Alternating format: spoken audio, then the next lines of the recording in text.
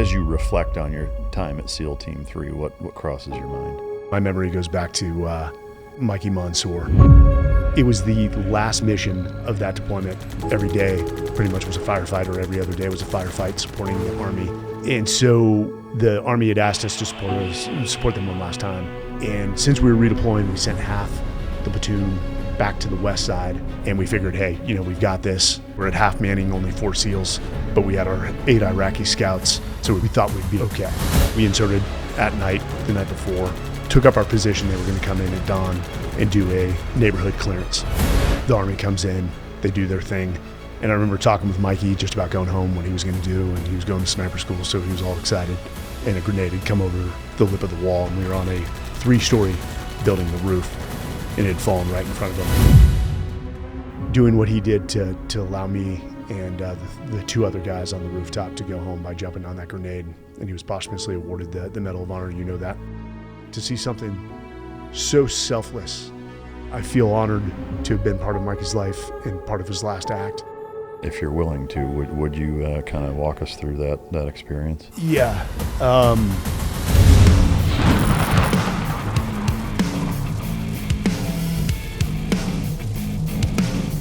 I have 4 dogs, and they've eaten all types of different food, and we recently found Team Dog, I believe this spring, so we've been on it for a year. Seeger was on it first, and Tiller was on it, and then we put the Goldens on it, and all the dogs eat less food, the dogs' coats are way better. Everything about Team Dog is, I'm very impressed. My dog trainer, Justin Allen, he uses it on all 60 dogs that are there for training. He's tried every single food in the game too, and they just stay super healthy on this Team Dog. Ladies and gentlemen, as always, it's both an honor and a pleasure to welcome my next guest to the podcast.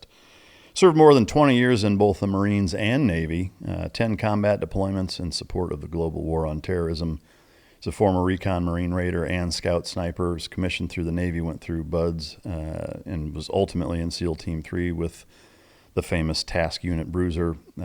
Served as the SEAL Junior Officer Training Course Director, selected for DEVGRU, founder of the Talent War Group, currently the Chief Talent Officer of Overwatch Mission Critical. He's the author of The Talent War, also authored a children's leadership book, Scarlett's Big Shot, Turning Setbacks into Success. He's a columnist for Men's Journal, the Everyday Warrior series, and he's the host of Truth and Tribe podcast and a few Fox News series that we'll get more into a little bit later. Ladies and gentlemen, welcome to the stage, Mike Sarraille. Thanks for having me. Thanks for coming, man. I've known of you and kind of known you for a number of years. It's the first time we've ever actually met, I think, though, yes. Right? It's an honor to finally meet you, and I appreciate you taking the time out of your ridiculously busy schedule to come sit down. What's the last book that you've read? Last book that I read, man, I've been so engrossed in the business and on the road. It's hard to remember. Oh, it's Rumsfeld's Rules. Oh, really? By Donald Rumsfeld. And I actually met Victoria Coates, who works for the Heritage Foundation. She was on his staff. She helped pen it. Yeah. But I thought he was phenomenal. He was a flawed man, yeah, but phenomenal. And I know that was right at the heart of you guys on active duty when the global war on terror started. Yeah, it's interesting looking in the rearview mirror. Especially as an almost 50-year-old, because when I was deep in the heart of it, I joined at 18 and went through BUDS at 18 and, was on deployments as a even 19, 20, 21-year-old. I guess my first deployment, I had just turned 21 because we had a crazy long workup. But, being in a SEAL platoon before you're even 21 years old and the way the world looks at that point when, coming from living in the same house, in the same bedroom, growing up, and then the next night being in boot camp, which is quite the shift. But it's like I think about the way I looked at things and my perspective on whether it was, a guy like Rumsfeld and the administration at the time going into Iraq and how I think now. And it's just I don't know how it could be much more different, not necessarily in a bad way, just I was just so naive and just really didn't even know how the world pretended to work, let alone actually worked. But do you have a favorite quote? Favorite quote? The one that comes to mind is the Reagan quote on Arlington. For those who say we're in a time where there are no heroes, they simply don't know where to look. Yeah. The rolling hills of Arlington National Cemetery with its row upon row of simple white markers bearing crosses or stars of David add up only to a fraction of the cost that has been paid for the price of freedom. Yeah, that's awesome. That's the one I love. And the reason I know that one to heart is we got a Fox series called The Unsung of Arlington. Yeah. So I was going to say, I don't know how you memorize or remember that word for word that way, but that's such a great quote, and so many from him and his time in office. I know similarly, there's mixed feelings on how he was as a president. I mean, and I was kind of too young to remember much of it other than that he was the president. I certainly wasn't thinking about domestic and foreign policy as a 6-year-old, but I guess with that being your favorite quote and him being the author of it, if you want to call it that, what is your take on him as a president at this point? Reagan, Yeah. one, just phenomenal orator. Yeah. He had a way about him. And if you've ever seen, I'm sure you've watched it, his Time for Choosing speech. Yeah. It's phenomenal during the height of the Cold War. And I think there's a lot of things he discusses in there. I think he was principled. I think what he did with Gorbachev, a master orator, negotiator, very few people could have pulled off what he pulled off, which ultimately led to the collapse of the USSR. I give grace to anyone in those positions because, one, what information do you have access to? What is your staff giving you? Because you're not going to be a subject matter expert in anything. Right. So you're going to lean on the subject matter experts that you've chosen on your cabinet, and you're trusting them that they're giving you a slightly unbiased, objective, description of the realities of whatever you have to make a decision on. And we know that they're biased, or they wouldn't be a Republican or they wouldn't be a Democrat in their view of the world. And so, presidents make flawed decisions. And as well as I, you never have 100% of the information, especially on the battlefield, 50, 60% of the sight picture. And you've got to make decisive decisions with that limited information. Ultimately, what I judge someone on is if they make a bad decision, how quickly can they pivot and iterate with the new information that they got in. I think the Iran war is a perfect example right now. They went in with a plan. They've done extreme damage to Iran, but not with the intended effect that they thought it would have. Yeah. And so now how quickly can this administration pivot to achieve ultimately the objective? Yeah. And it sounds like a little bit of mission creep, which you know extremely well, having kicked off the Iraq war. Yeah.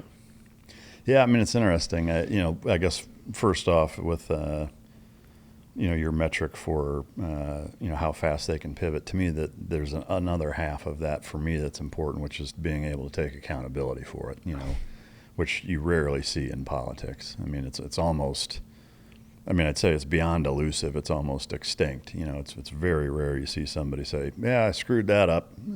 Try not to do it next time. It's like you never hear that, but the buck stops here. Yeah, and with Reagan in particular, the thing that stands out to me the most, beyond what decisions he made or didn't make, any mistakes he made or didn't make, is really just the way that he carried himself. To me, that kind of stoic, it's like the temperament that he had, I think really is the gold standard for, especially in that position, but I think anyone in a leadership position should strive to possess some semblance of that type of temperament and demeanor. Just the way that he carried himself, the way that he spoke. I mean, he was a gentleman. He never seemed to ruffle his feathers no matter what happened. He's always calm. He's just like that stoic composure man, that I think, whether it's a church leader, a president, a business owner, a father, a head of household, whatever, I think like that is such a good standard to try to adhere to that I really appreciated about him. But I definitely want to get into the Iran stuff, but as long as that may go, we'll probably punt that for just a little bit and get through kind of the lightning round. EDC wise, are you a big carry guy? I am. I've got a SIG Legion. I never deviated from the weapon system that you and I were trained on. Yeah. It felt so natural. I moved away from the P220. Was it because of the firing pin issue? Yeah, or 320. 320. Now that I have a little one in the house. Yeah. Tried like staccatos. The safety selector. Yeah. Just messes me up. I like the slick nature of SIGs and the weapon system as a whole. Yeah. It never has never failed me. Do you get into the weeds in terms of types of rounds you carry? Like, are you a Federal HST Spear Gold Dot, or you just ball ammo? No, ball ammo. Really? Yeah. Yeah. Is that intentional, or? It's, with starting companies, founding companies, having sold one, and then we are scaling and growing a company right now. It just comes down to time. I mean, I've got a 300 Wib mag in the safe, suppressed. Of course, not a 416, but 5.56 assault rifle, 7.62 M1. I've got my rifles and pistols, but bro, I just don't have the time. I'm on the road nonstop, and when I get home on Friday night, my wife's like, family time. Yeah. And I think ultimately, I mean, I get a little into the weeds ballistics wise. Like I tend to like to carry an HST or a Gold Dot, or even SIG has some defense ammo that's pretty good now. But now, I mean, we were using Frange, yeah, the Great Tip 5.56. Yeah. When I was at DEVGRU, but I was an officer. Yeah. If I'm firing my rifle, something's really Yeah. wrong. So I always relied on the guys who were truly savvy at ballistics and just matched what the boys were doing, because the likelihood is they were going to be grabbing my mags if things went wrong. Yeah. Amen on that. What was your favorite thing to do growing up? Favorite thing to do? So I grew up in California. Santa Cruz was about a 30-minute drive. So just going to the beach, and it's the same thing I did in high school. We'd get out of school, get on a highway called the 17, and we'd spend Friday night, Saturday night up at the beach. Yeah. Surfing or just surfing at the beach? Yeah. Yes. And drinking. Yeah. Yeah. Any big trouble? The common thread I always found amongst our guys is that there was always a healthy appetite for, or a healthy disrespect for authority.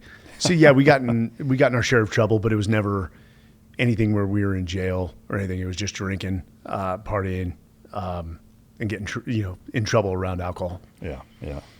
It seems trouble seems to follow alcohol everywhere it goes. No doubt about it. In terms of your childhood, did you play any other sports? Was there any component to kind of the typical things that a lot of kids grow up doing that lead them to the catalyst that is joining the military? Were there hunting, fishing, shooting, and anything like that, or was it all just beach bum surf kind of stuff? A lot of sports. Parents kept us active.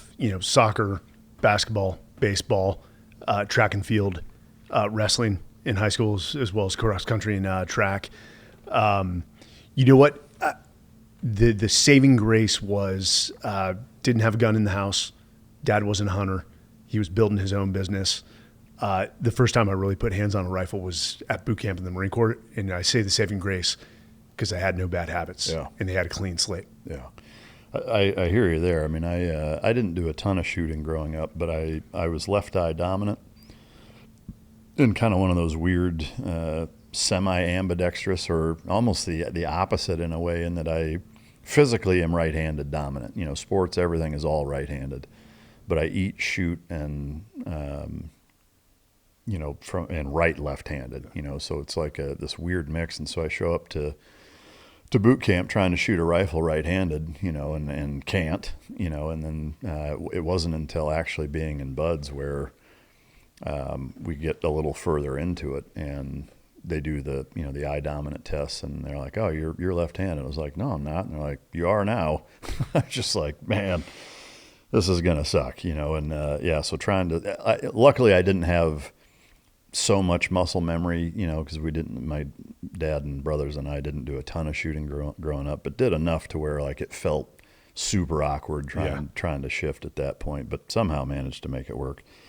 In terms of the decision to join the military, was there a light switch moment for you, or was it a gradual process? I think I started, no, I don't think. I know I started gravitating towards the military probably in my teen years in high school. I found a lot more value in reading books about Vietnam and MACV-SOG, the SF, the LURPS, the Recon Marines, SEALs, of course. And then I had what I call a false start in college. Went to college for a brief moment and joined the NROTC unit, not knowing whether I was going Marine Corps or Navy. Quickly got kicked out of the NROTC unit. For what? And, just drinking in general, lack of discipline. But I met a Force Recon Marine that was a MECEP, an active duty Marine at the University of Colorado Boulder, and he sort of took me under his wing. Physically, I was always there, and just like you can beat your peers. But he's like, "Hey, man, looks like this isn't going to work out. Let's consider the Marine Corps." And the guy was so impressive, just like this humble confidence. He didn't act like the other Marines, which you would expect. He was laid back, but he held himself to extremely high standards. And I wanted to be just like that guy. So that's what led me specifically into the Marine Corps to try out for recon and go that route. Yeah. Can you kind of walk us through, I think, from an expectation versus reality standpoint, and then just your time in the Marines, which led to you deciding to cross over to the dark side? So, funny enough, that same guy before I went off to boot camp said, "Hey, really quick, your expectations are not going to mirror with reality in the military. Yeah. So just go in, tempering whatever you think it is going to be." And, stepping into Marine Corps boot camp, that was a shock. I think the Marine Corps does a really good job of taking a young man or woman off the streets and changing their constitution within 3 months. Yeah. I mean, you come days, out with a sense of pride. Yeah. And, when I joined, I did not understand what SOCOM was. I had not done enough research and didn't know that the Marine Corps was not part of SOCOM. So after boot camp, go to the School of Infantry, do well at boot camp, do well at the School of Infantry. While you're going through the School of Infantry, these guys show up wearing, the dual cool, and they say, "Hey, we're volunteer. If you want to come screen for recon, this is what it is." I'd already known, like, hand went up, did the screener there. And so I think like 100 kids took it, 7 got selected. And after School of Infantry, we went right to the basic reconnaissance course. Made it through that, checked into 1st Recon Battalion, did a workup. Then we changed from a company to a battalion. So there was a shift, ended up in another platoon, did the full workup. And as those guys were ready to deploy, I had a great platoon sergeant and a great platoon commander. They pulled me aside and said, "Hey, we're going to go sit in the Gulf for about 6 months, or you can go this route." And the Marine Corps has a great program called the MECEP program, the Marine Enlisted Commissioning Education Program, where they send you back to school as active duty. You're getting paid. It's counting towards your retirement time. And they're like, "Go do it. You'll come back. You can influence more change. You'll be in command." And I really looked at the platoon sergeant, Eddie Ford. He's like, "Do it. Do it." And so I got sent to Texas A&M, California kid. That was a culture shock if you've ever been to College Station. Oh, yeah. So coming from Camp Pendleton to College Station, I remember calling my mom, and I'm like, sort of weeping. I'm like, "It's a cow town." And she's like, my mom, her father was a fisherman, so didn't come from much. And she said, "If you're calling for a shoulder to cry on for getting a free education, I suggest you call somebody else. If you're not happy, finish college quickly and get back to the fleet." Well, dude, go mom. Yeah, I know. Yeah. Tough love. And phenomenal woman. She's always been my emotional base, where dad was always the discipline, but he's still my greatest mentor. So after your freshman year, you've got to go to Marine OCS. I smoked it, just like boot camp and School of Infantry, honor men out of OCS, and finished Marine OCS August of 2001. And so less than 2 weeks later, 9/11 happens. And that was, I was conflicted. I remember I called my old man and said, "Hey, I'm going to go back to 1st Recon Battalion." And he gave me some wise advice. I don't know how he could see it at the time, but he said, "This is going to be a long war. I know you want to become a Navy SEAL. Stay the course." And that was only reinforced by getting emails from the Recon Marines. And you know this better than I. They felt like they were missing out on a lot of the missions because they weren't part of SOCOM. Mm-hmm.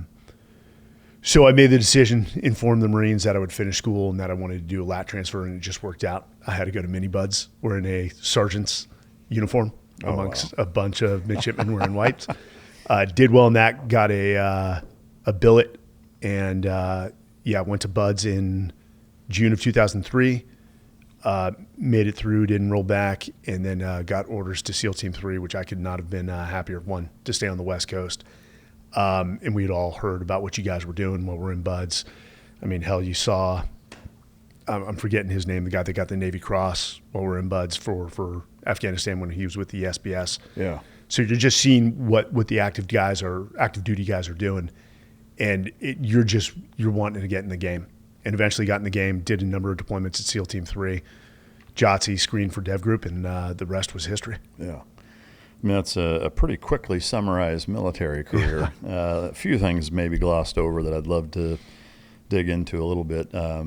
At what point did you know that you wanted to be a SEAL while being in the Marines? Was it something that you thought of or wanted even before joining? Or So when we were doing the workup for the MEU, SEALs get integrated because you guys were still riding ships back then. And just seeing that the SEALs, one, you guys had funding, you had cooler equipment, guys were older, I'd say more highly educated, more mature. And it was just, you're like, okay. And everyone always says, hey, those guys are the best. They go through the toughest military training. Funny enough, we'd be at the bars in Irvine or San Diego, and you tell a girl that you're a recon Marine, she'd be like, what is that? We'd be like, it's like the Navy SEALs of the Marine Corps. Yeah. Be like, oh, okay, cool. But not a Navy SEAL. No. Yeah.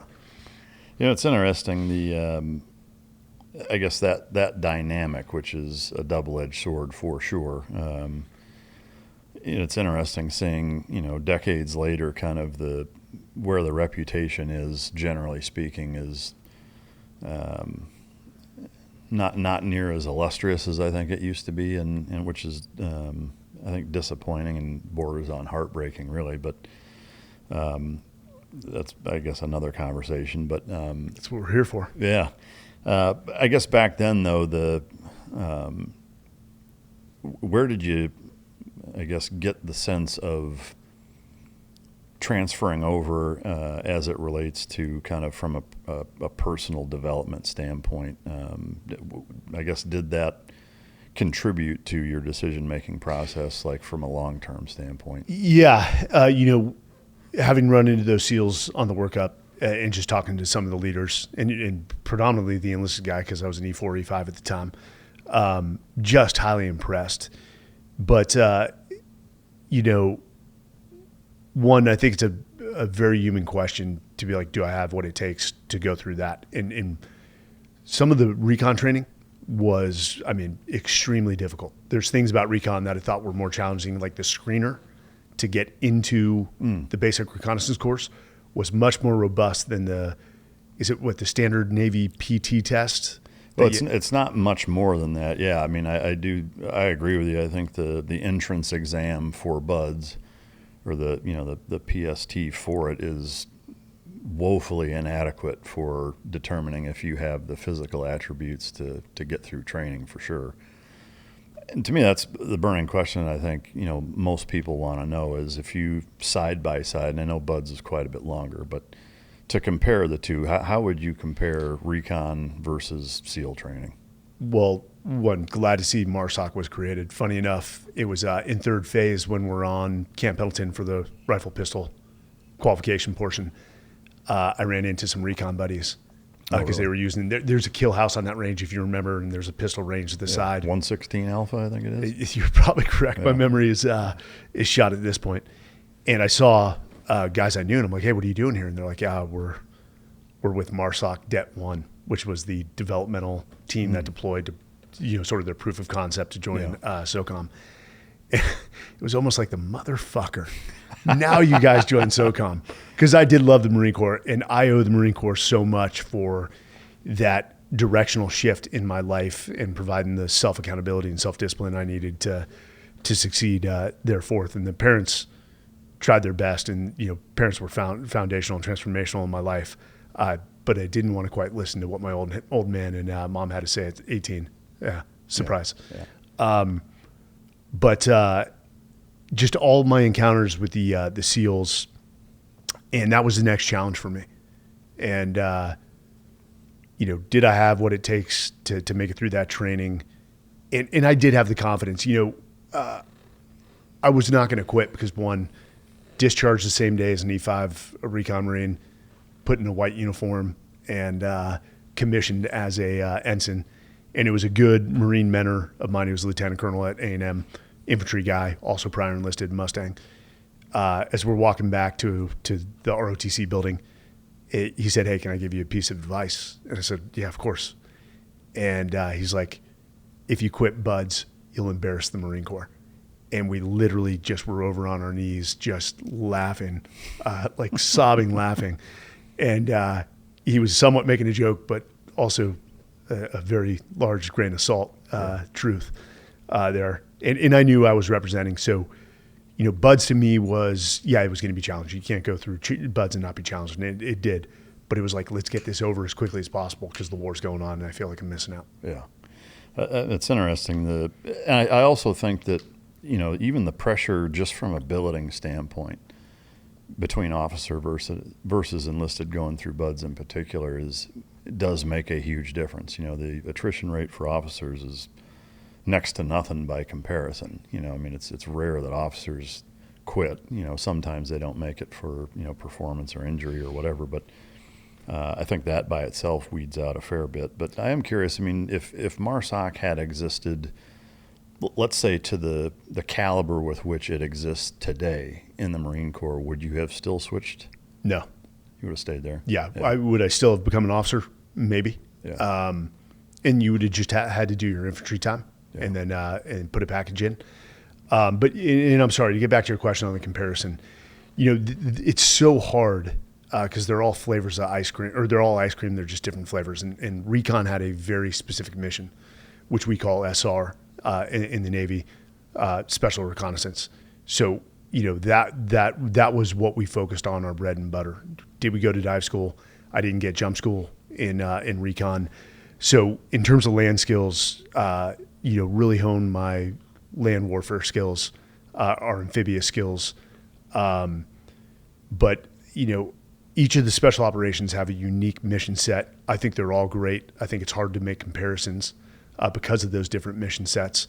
But I think the global war on terror blurred it because while SF may focus on unconventional warfare, there was none of that going on during the height of the war. And so they were doing raids, SEALs were doing raids, Recon and MARSOC were doing raids, all land-based. And I think they all became extremely competent in the CQC and raids packages. But in terms of the quality of the dudes, blown away by the guys in Recon, and still am to this day, blown away by the guys in the SEALs and the SF guys and the AFSOC guys that we worked with. If I had to pick a team, it would be it would be Rainbow Six. Yeah. It would be guys from every service just based off their attributes, their personalities, their character, and the skill sets they bring. If I'm going to stand up a team, I'm picking a CCT and a PJ by the mere skill set that they bring because they're best at what they do, whether it's tactical medicine or high-angle recovery or calling and dropping bombs. It's one thing to be a SEAL JTAC, and I was, but you put me on a radio compared to a CCT, and that guy's got bombs on deck in 30 seconds, and I'm still working through the 9-line. Yeah.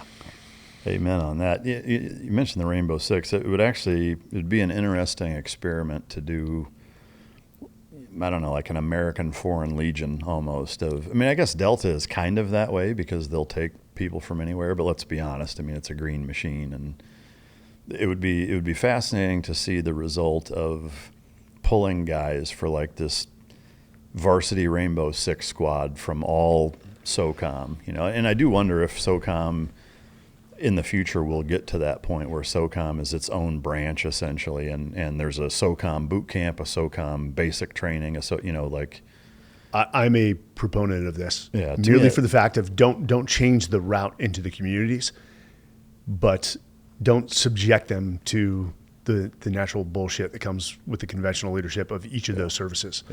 It just makes perfect sense, and it should be the next service, and hopefully we'll have a leader that will push for that. And I, probably not in there, but I did get to do an awesome exchange tour where I got to take a troop commander at Delta. Oh, really? And they sent the guy to take my troop over at my squadron, and actually got to deploy with them at the height of not at the height, at the very beginning of the ISIS thing. But we had no authorities to do anything. Yeah. I mean, Obama said, like, no shots fired or I'll burn military commanders that engage in combat. Why send you there then? From what I was told is, after like the first week, we're like, what are we doing here? Yeah. And they're like, we had to fill the boots on the ground, the bog, or we would lose it. But, okay, then focus on what you can affect. And what it was setting the next group up for success, where that no shots fired, no engaging in combat would be lifted, and guys would get more active in the war against ISIS. And so it was a lot of, going to the front lines of troops, which was interesting. Like, literally, you see the ISIS flag, you see the Kurdish forces, no one's engaging one another. Getting to see northern Iraq. I don't know about you, but I never got a Soleimani or an Erbil. No, I was in Tikrit, which is fairly far north, but not up in the Kurd region. But man, that's fascinating. So obviously, going from Dev Group to CAG, the natural question is how do you compare those two? And caliber of individual, if you take your average Dev Group guy and your average Delta guy, how do you compare them? You know what? It's so hard. I mean, they are so very good as Dev Group is. And much smaller in command. And that was one of the questions naturally when I'm getting the in-brief and I heard the number that they have. And I'm like, you're half the size of Dev Group. They lack support personnel. And what was explained to me is, well, you guys have the Navy, and the Navy will give you whatever you want. You're a Tier 1 command. We have to compete with the Green Berets, Army SF, TF-160th, the Rangers, PSYOPs. And so there's only so much support that can be dispersed out to those individuals. But do you buy that? What's up? Do you buy that? It was I do. I think, the conventional Army is not going to give up, or they're going to try to hold on to their personnel for their requirements and the missions that they have to meet. But those guys were phenomenal. Literally, I check in, and I'm introduced to the guy who's going to be my troop sergeant major. And he's like, grab your stuff. We're going to go hit the house. And I think you'll like this story. And I had just gotten back from deployment. So 3 days after I got back from deployment, I travel up there to check in. And so I grab my stuff. I still have my mags loaded from where I was. And they put me at the end of the train. And, like, hey, let's talk about this. How do you guys run the house? He's like, nope, just jump in. And I was in a very dusty place the prior deployment. And I was using those mag poles, which don't always seat. So I'm in the rear. I take a knee, checking my push to talks with the radios, making sure I'm all set up. I'd inserted a mag. And as I'm doing that, the mag falls out. And the four guys at the end of the train all turn their heads at the same time and look. And I take it, seat it, tug, make sure it's seated, just shake my head. We do the house run. Everything goes fine. And so they do the quick after action after the hit. And I'm like, okay, maybe they're not going to bring it up. And at the very end, the troop sergeant major gets up and he's like, guys, I just want to give one hip pocket class on how to properly seat a magazine. And I had no option, just to be like, yep, okay, you got me. Yeah. You got me. And it was fine after that. Yeah. Tactics wise, I mean, obviously they're both Tier 1 groups. They're both phenomenal. Tactics wise, did you find it hard to assimilate, or was it kind of congruent enough to where you could get in and roll with the dice pretty quick? It's congruent enough to where you can roll with them, but tactics are slightly different how they enter a room. They always go with speed rather than combat clearance. Yeah. And maybe that's morphed with time. But they have a very aggressive approach, dynamic approach. But it's not different enough to where you can't flow in the train. What I did find the difference is they go to the X quite a bit. They'll go to the X with speed, with violence of action, where we tended to do more offsets and try to maintain, violence of action, speed, and surprise. But it worked for them. Yeah. And I mean, even though we went to the X, we lose a helicopter with 31 guys. So it's like, go figure. Yeah. Wow. I guess but from the perspective of your path through, recon, regular SEAL teams, Dev Group, doing a tour at CAG, is there one part of your military career that stands out as being the most rewarding? So we joined the SEALs for a reason. That was to go to combat. It's almost like you practice all the time, but you don't get in Friday night into the game. So I always wanted to be with the guys and always wanted to be deployed. And I wish I would have had a few more deployments, quite frankly. But in terms of the most rewarding, when third deployment was SEAL Team 3, been selected to go through assessment and selection. I had like a 6 or 8 month period of sitting on the West Coast. So they said, hey, we're going to send you over to the junior officer training course as the director. Somebody will be coming behind you because we know you're going to the East Coast. And I wasn't all that excited going to BUDS.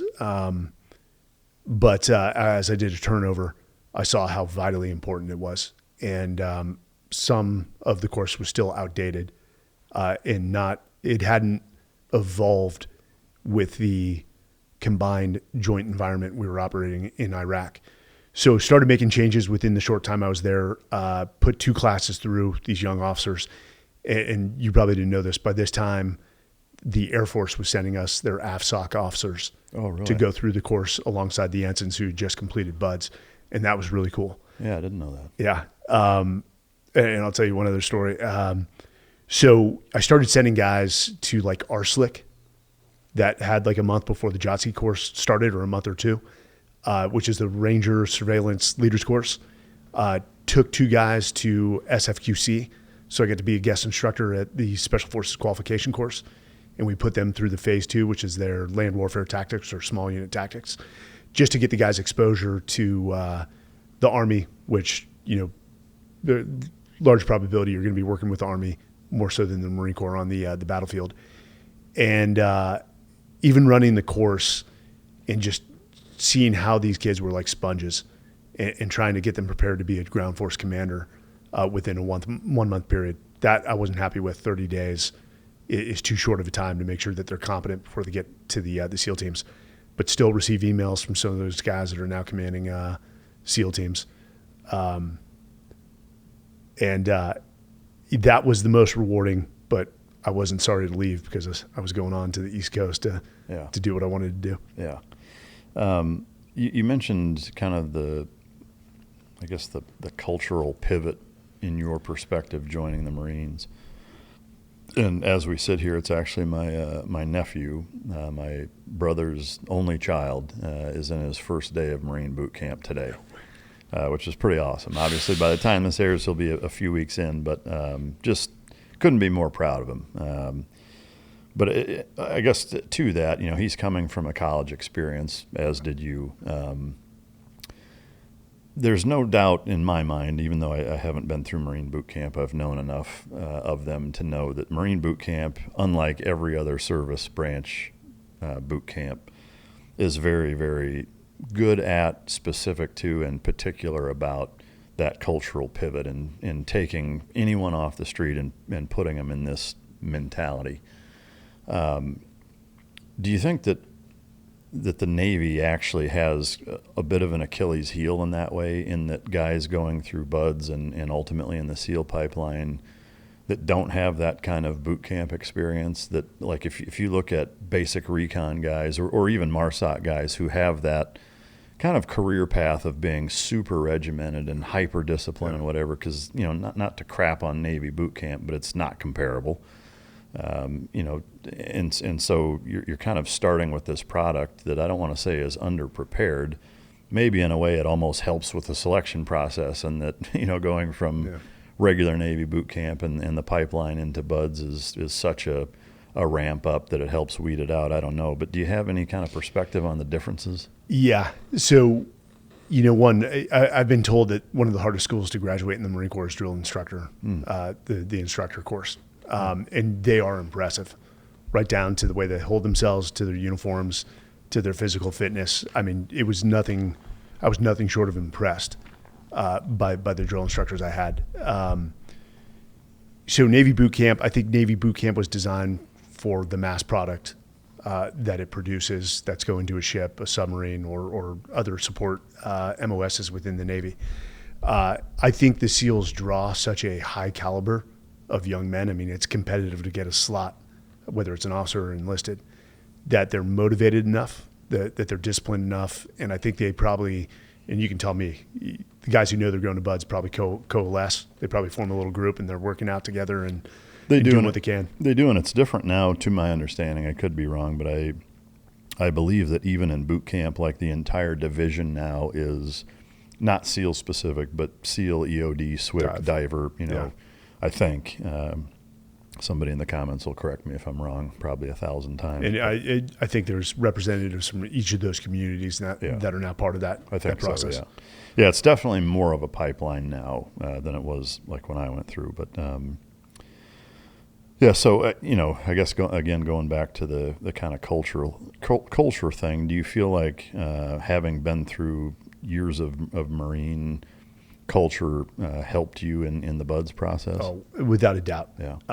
Here's something I don't usually talk about, but a few years back, things were just harder. Same workouts, same diet, but recovery took longer. Energy was inconsistent, and focus wasn't where it needed to be. I'm doing everything right on paper, so what's going on? Here's what most guys don't know. Many men start losing testosterone around age 30, about 1% per year.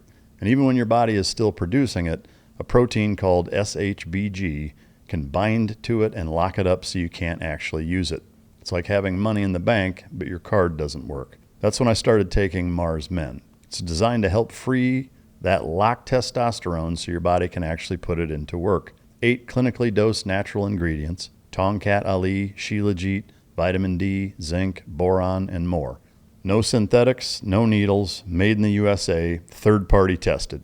Men report steadier energy, better recovery, more like themselves again. And there's a 90-day money-back guarantee, 0 risk. For a limited time, our listeners get 50% off for life, plus free shipping and 3 free gifts at mengotomars.com. That's mengotomars.com for 50% off and 3 free gifts when you check out. After you purchase, they'll ask you where you heard about them. Please support our show and tell them that we sent you. These statements and products have not been evaluated by the Food and Drug Administration. These products are not intended to diagnose, treat, cure, or prevent any disease or condition.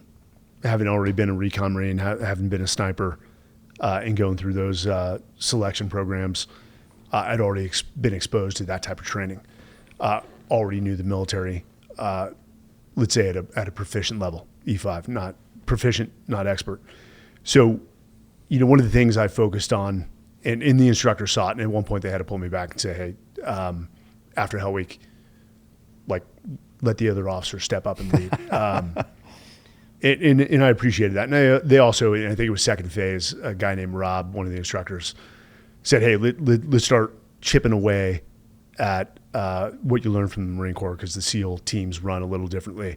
And he did it in a loving coach and mentor way, not that was acting like a drill instructor or anything. But I focused on leading during BUD/S, and I was wildly impressed by the caliber of guys. I mean, like Dr. Johnny Kim was in my BUD/S class. You had really? Nick Check. You had a just ton of guys that went on to have full careers that were impressive in BUD/S as impressive as they were in their careers. And so it definitely draws. I think the SEALs have such a, for better or for worse, such a strong presence, brand, if you want to call it, that naturally it fills the funnel, and that's why it's that competitive to get into the teams or BUD/S. Yeah.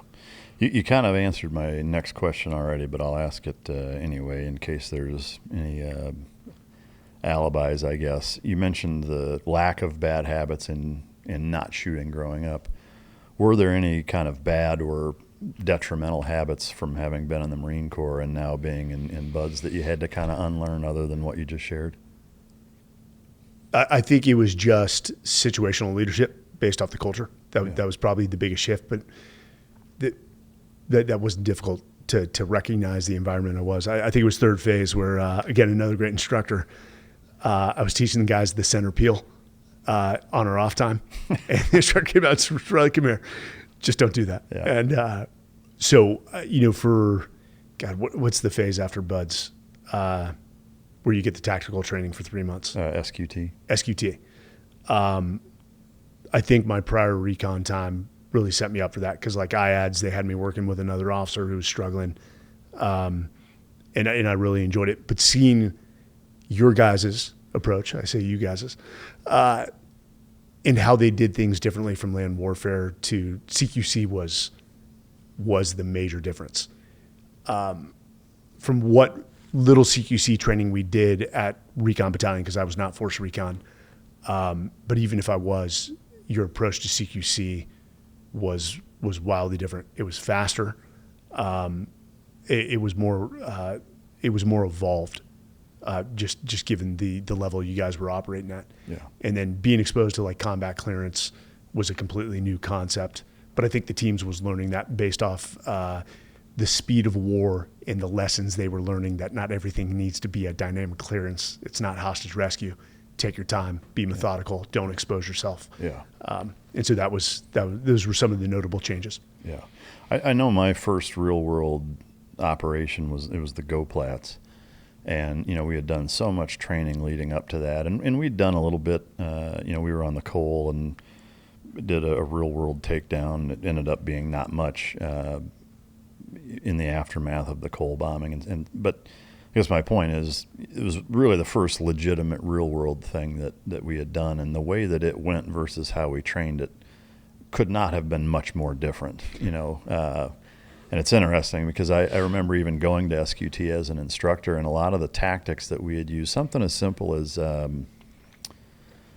like a hit after a long reconnaissance. Mm-hmm. Like one of the training missions we did a lot of was the, desert warfare special recon, observing a target for 3 days, and it's like a surface to air missile site.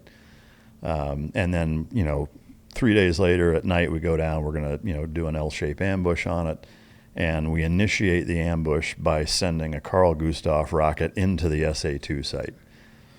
And then, in Iraq, blowing a lot of those up, we realized very quickly that that's about the dumbest thing you can do is blow that. The propellant in those rockets are going to make the entire raid site completely toxic, and you're going to kill yourself going, just something that simple. But it was amazing to me how different those early days in the Iraq War were, and how much you kind of had to evolve on the fly with what you trained to do versus how it was actually going. I had a great troop chief at DEVGRU. Loved this guy. Just always listened to his stories. And he'd said something. He's like, at the beginning of the war, he's like, we were really fucked up because we didn't know. We didn't have real world experience. And he credited one guy within the squadron. He's like, he just got it, and how he helped evolve the squadron to speed up to the pace at which war was going. But even after all my recon time, the training from the SEALs, the first time I got in a combat zone, I was like, I don't feel prepared. Yeah. Like I felt overwhelmed. But you just need to get more hits under your belt, and eventually you get a comfort. But as long as you have the ability to reflect and evolve quickly, because the enemy's evolving as well, then you're going to do fine. Yeah. Leadership sounds like it's been something that, from the early days of being a Marine until as we sit here now, has been something, would you say, is fairly inherent in your personality, where you tend to just fall into that position? My family calls me the recluse, so I can be an introverted extrovert. Yeah. I don't think I'm the loud guy in the room. Not saying leadership requires you to be loud, and I actually make an argument in the other direction. But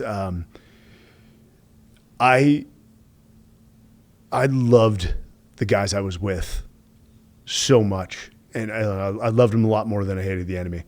And I wanted to be the best version of myself for them. And I think SEALs in particular, because that healthy disrespect for authority is so strong, it's also a strong part of our culture that leads to rapid innovation, to question why we do things and change it quickly. But I think SEALs, they deserve and they definitely will demand the best leadership.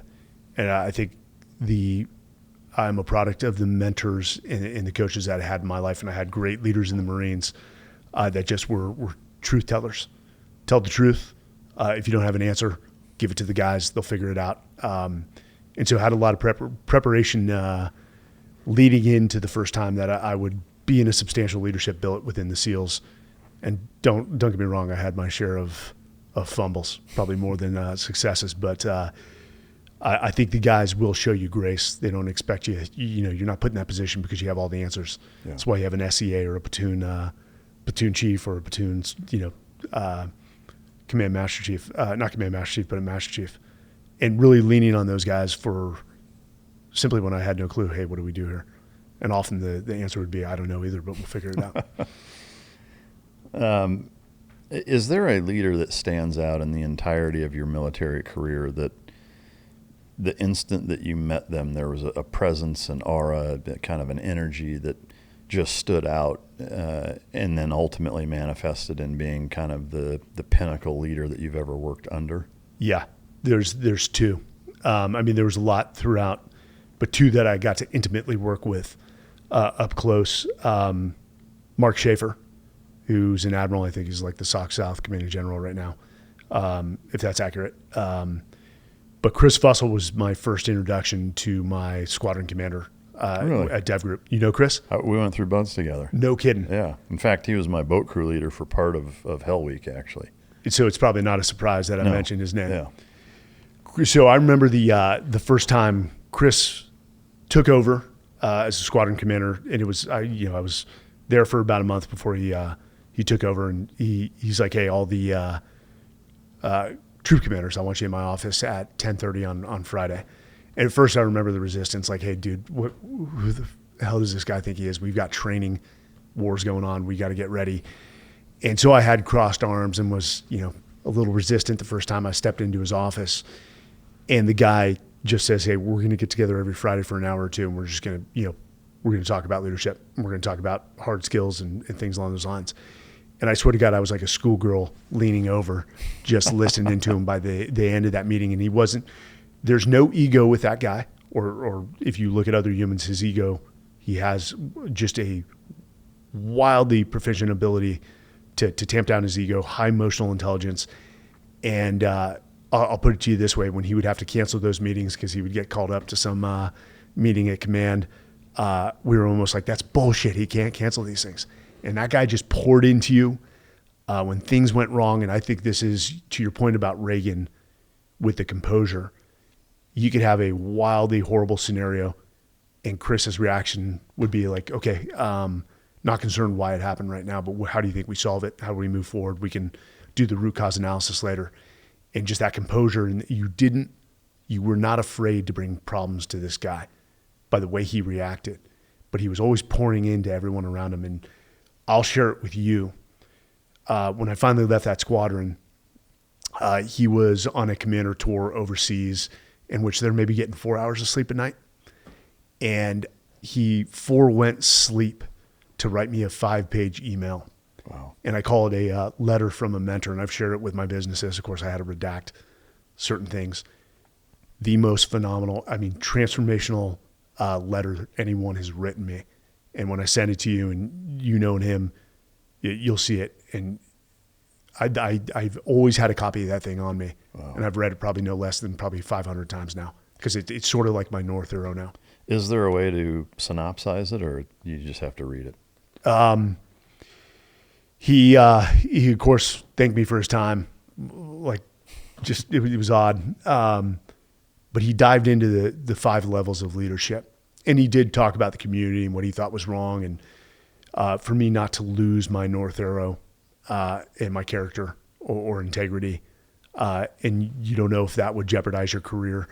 But as he talked about the different levels of leadership, citing leaders we know like Szymanski and McChrystal, and the different levels in the what he called the mastery level, which very few attain, which he was not saying I was even close to that, but was on path to that, to really safeguard who I was as a man, and don't let the community or the desire for position or authority really violate or manipulate my decision-making process for what was right. And I have it framed in my office. Man, that's awesome. Now that I think about it, there's a chance I may be mistaken in that there are brothers, Fussell brothers, correct? Both phenomenal. Is it Joe or John? I think John Fussell. John Fussell. Is the younger brother? Because with him being an officer, he was just Mr. Fussell or Fussell. Yes, but John was prior enlisted, wasn't he? I don't remember. Or I'm thinking of the Burns brothers. Yeah, I don't know. I don't think so, but I thought. Again, I mean, it's been a while now. Now that I think about it, there's a chance that the Fussell that I went through training with, his older brother, is Chris. Maybe. Yes. I could be wrong. Again, I don't know his first name because I was 18 and he was an officer. But either way, I guarantee you that they're both phenomenal guys. Yeah. And I know the one that I went through training with ultimately ended up there as well. So maybe it's the same guy, maybe it's not. But same family and same caliber of dude, I suspect. But I'll tell you, Chris Fussell gave me a book that was handed to him by McChrystal because he was McChrystal's aide. He had to do one of those tours, in which he said it was the most transformational tour because McChrystal was pretty phenomenal. Transformational to SOCOM at the time with the F3EA process. But he gave it to me. It was signed by McChrystal. Then Chris signed it to me, and he said, "Then pass it on to the next junior officer who means a lot to you." I couldn't do it. I couldn't part with that book, so I still have it. That's awesome, man. What a great, I guess, synopsis of the caliber of leadership that you run into at certain points in your career and how impactful it is. Checking into SEAL Team 3, and this is, going back a little bit, but what was your kind of impression of having come from the Marines? I know MARSOC wasn't a thing yet, or you didn't experience it there, but what was your impression of being at the SEAL team finally after years of wanting to get there and actually showing up, and now here you are? Yeah, well, let me step back to when I checked into First Recon Battalion. They had us running in our green suit, I forget what it's called, to the top of the mountain, and we got smoked checking in there. So didn't enjoy that experience, memorable, and I can laugh about it now, but checking into Team 3 was underwhelming. Really? Because you guys were deployed. And so it was I don't know what you call it, the skeleton crew that was back there. It was a JO that didn't deploy. And a guy named Walt Allman, who now is the WARCOM commander, was doing a short tour of Team 3 because he was heading on to the East Coast to screen. And that guy, if you know Walt, just one of the coolest guys you ever meet, much like Chris in a lot of ways, just laid back. He's like, "Hey, man, let's just get you in schools." So I got free fall right away, which did not make me popular as emails were circulating because I know you guys had to wait. It was a sought-after billet for sure at that time. And then after that, he sent me right to Iraq to join SEAL Team 3 downrange at the time. Oh, wow. That was 2004, 2005. And that was good to get exposure for about 3 months. I thought you were going to say right to sniper and then to Iraq. Man. Yeah, I can imagine it would be like a ghost town showing up when everybody's deployed. I guess from a kind of a summation of your time at SEAL Team 3, especially contrasting it to, going on to Dev Group after that, how do you, as you reflect on your time at SEAL Team 3, what crosses your mind? Well, whether right time, right place, or wrong time, wrong place, based off perspective, I think you'll understand this. Very lucky with the deployments because it was 05, Ramadi in 05. Well, a little bit of Baghdad, Ramadi in 05, then back for the Battle of Ramadi in 06, and then the Battle of Sadr City for 08. So I got what I wanted. But my memory goes back to Michael Monsoor, which was our last mission in Ramadi, and doing what he did to allow me and the two other guys on the rooftop to go home by jumping on that grenade. And he was posthumously awarded the Medal of Honor. You know that. Maybe some of the audience doesn't. But were you there for that? I was on the rooftop 3 feet to his right. Man. Yeah. Dude, I didn't realize that. That's man, what a powerful example. I'm sure you've shared that story a million times. Maybe you don't want to relive it. If you're willing to, would you kind of walk us through that experience? Yeah. Summer loosens everything up. Later nights, different schedule, routines you built all year just kind of quietly disappear. And honestly, most of that is fine. That's what summer is for. But now we're heading back into it. The schedule fills back in, the mental load comes back, and the question is, what habits are you actually bringing with you? For me, AG1 is the first thing that goes back in. It's non-negotiable. AG1 sent me this, and I use it every single day. And you should too. It's 1 scoop, 8 ounces of cold water every morning before anything else happens. That's it. 30 seconds, and I know my nutritional baseline is covered no matter what the rest of the day looks like. Here's what makes it worth it. AG1 is a daily health drink with a multivitamin, pre- and probiotics, superfoods, and antioxidants all in one.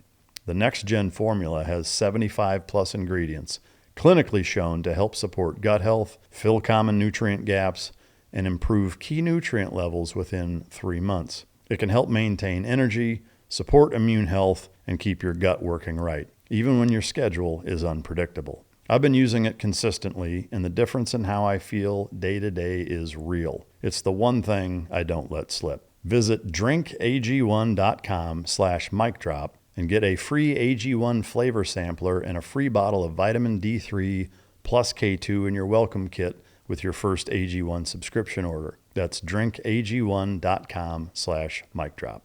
You may know, well, I'll tell you their names afterwards, but you probably know 2 guys I was just texting with. And that whole platoon has remained close. They just did a trip to Montana. Oh, wow. At the end of May.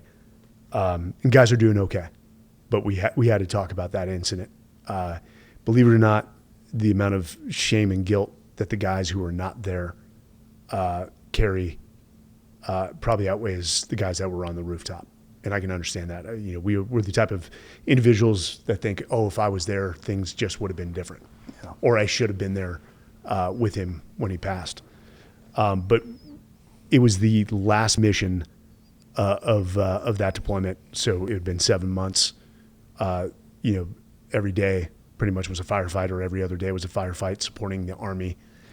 We were a supporting element to the Marine Corps and Army Infantry doing sniper overwatch, which we felt a lot of pride in, because watching those kids clear house to house and street to street was nothing short of impressive. And I'd rather be on a rooftop behind a wall than clearing homes. And we built great relationships with the Army. We were on the east side of Ramadi, so we had this just strong brotherhood with the 1st of the 506, the famed Band of Brothers. Yeah. We loved them. They loved us. And, we were set to redeploy. And Mike, I say, yeah, we may have had 7 months of combat. Maybe reflection wasn't the highest, because if something's working, you stick with it, where professionals will evolve regardless of something working. So we stuck with the same sort of mission approach to how we were operating. And since we were redeploying, we sent half the platoon back to the west side where the Task Unit headquarters was to palletize. And we figured, hey, we've got this. I mean, even right down to the morphine, the platoon 18 Delta had redeployed 2 weeks early. And since I think morphine at the time was a serializer, it still is, but he signed for it, so we had to turn it back in. We thought nothing of it. Was that Wes by chance? Yeah. B? Yeah. Yeah, that's who I was texting with. Oh, okay. Who I love. Yeah. And so the Army had asked us to support them one last time, and the answer was absolutely yes. And they were going into a bad area in Ramadi, and so we inserted at night the night before, took up our position. They were going to come in at dawn and do a neighborhood clearance. And when the sun came up, we had a few contacts, engagements with our snipers, exchange of fire. The Army comes in, they do their thing, and the plan was just to allow the Army to extract. We'd continue to clean up with the snipers, and then we would extract at night. And About midday, the Army had pulled out. By this point, we're in our position. We had taken an RPG into one wall, so we pulled that sniper back. And since we're at half manning, only 4 SEALs, but we had our 8 Iraqi scouts, we thought we'd be okay. And there was a firefight. There was a lull in the fire, and I remember sitting 3 feet. Mikey was in a chair behind the sniper rifle. A guy named Doug was to his left 3 feet, getting a little rest. It was his turn. And I remember talking with Mikey just about going home, what he was going to do, and he was going to sniper school, so he was all excited. He was a machine gunner. And I'm fading in and out of sleep because I had not rested to that point. And the sun, because this is September, still a heat index of like 110, 115. And I just sort of woke up to him standing up quickly in the seat, sort of going back, and a grenade had come over the lip of the wall, and we were on a 3-story building, the roof, and it had fallen right in front of him. And he just looks at me, yells grenade, and goes right down. And Doug and I still took significant shrapnel, funnelized to the sides, predominantly in the legs. And we started taking fire. They were going to try to rush the building. A guy named Benny was the only one who wasn't wounded. He pulled Mikey away from the wall. Doug and I had to crawl away. Comms were shut down from the grenade, so I had to get on a Iraqi Motorola to talk to the other mutually supporting position to get them to collapse and move to our position because we could not fight. And the Iraqis, all but one who was in the fetal position, ran off the roof and left us. And bad situation, but eventually those guys, it seemed like forever, got to our position. And since the house we were on had 2 adjacent streets, on the back end of the house and the front end of the house, that was the saving grace. The Army knew something was wrong. There was a cop less than a mile away, and they just launched Bradleys to our position. So I was carried, Mikey was carried, Doug was carried to the back road. They threw us in a Bradley. This whole time, no morphine. As we got 30 holes. I had 30 holes in the legs. And Mikey was just, he was gone. Yeah. And it took us a while to get to aid. And when we got back to the COP aid station, the whole first of the 506 was there waiting right from the commanding officer to the XO and the sergeant major. And those guys were just around us as the medical staff was working on Doug and I and doing what they could for Mikey, even though it was a lost cause. But I still hold a lot of shame and guilt for that, for what was missed in planning and preparation, for overestimating what we could do with half manning.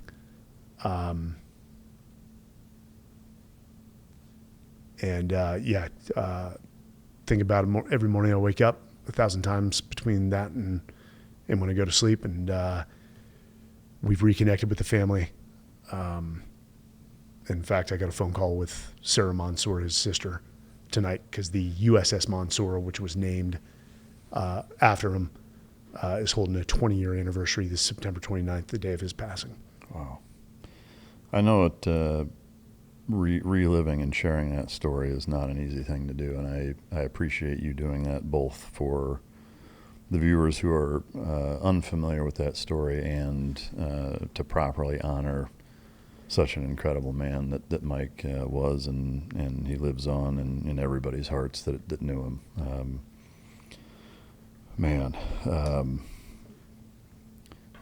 I can only imagine being able to, or trying to, live and assuage that survivor's guilt and feeling responsible or guilty, especially as an officer. But I'm curious, do you feel as though you have been able to give yourself enough grace and forgiveness or understanding to where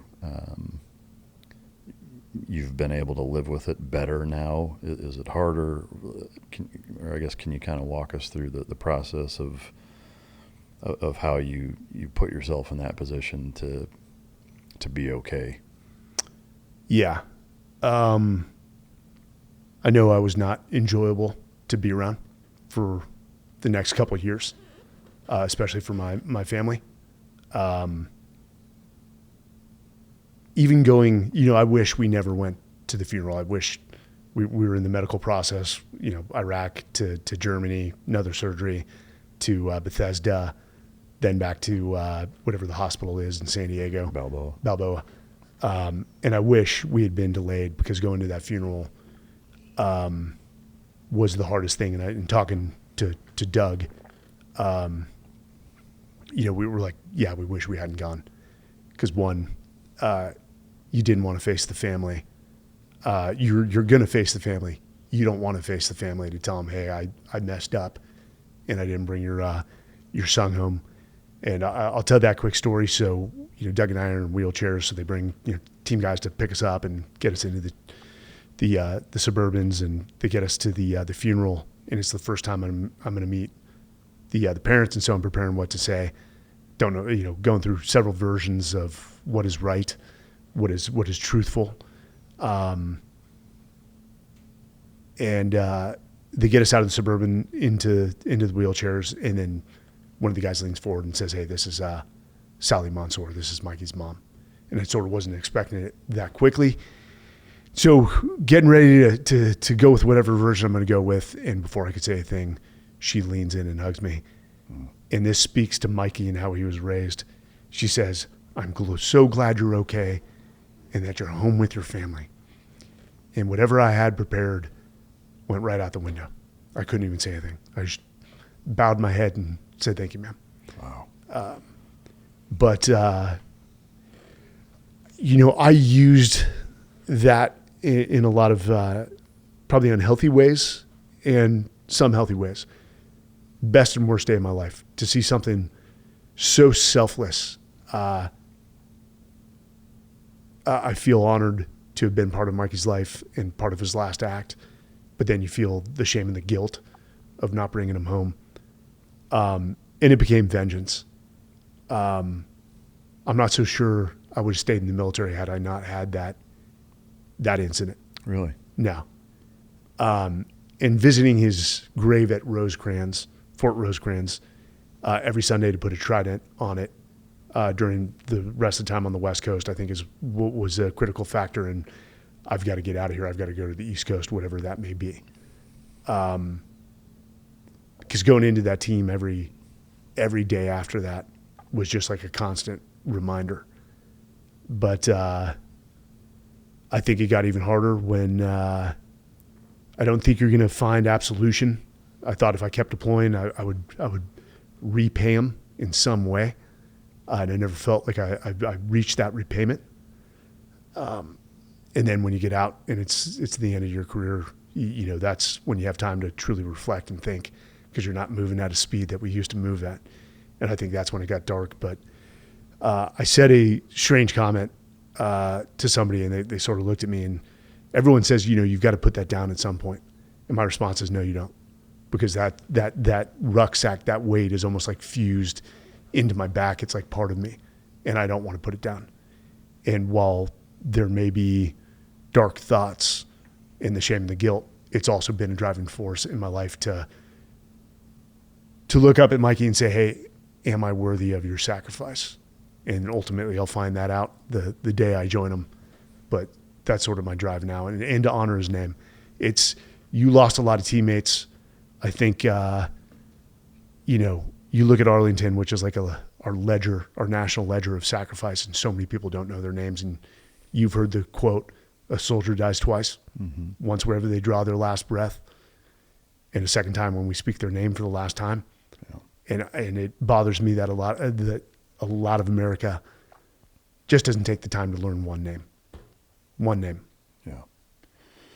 Man, I appreciate you sharing that. I actually remember seeing you guys there. Having been to a number of funerals, I will say that for me, that going to Mike's funeral was actually the toughest one I have ever been to.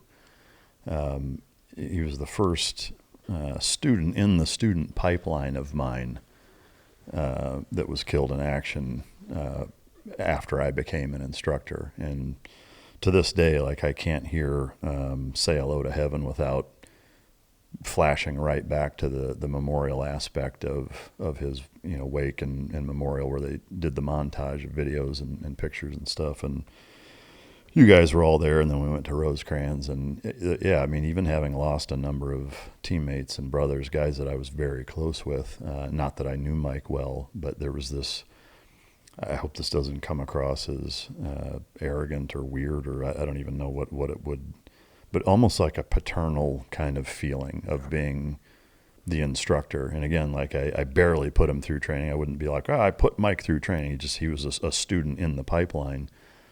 But there was just something about that relationship that made it far worse, to try to reconcile in a very difficult to even kind of comprehend way. But just, yeah, such a memorable and powerful experience going to that memorial. Wes and I were just talking about this because we had our conversation because I was driving from Austin to Dallas, and he's like, God, I look back at the amount of students I put through BUD/S that we've lost.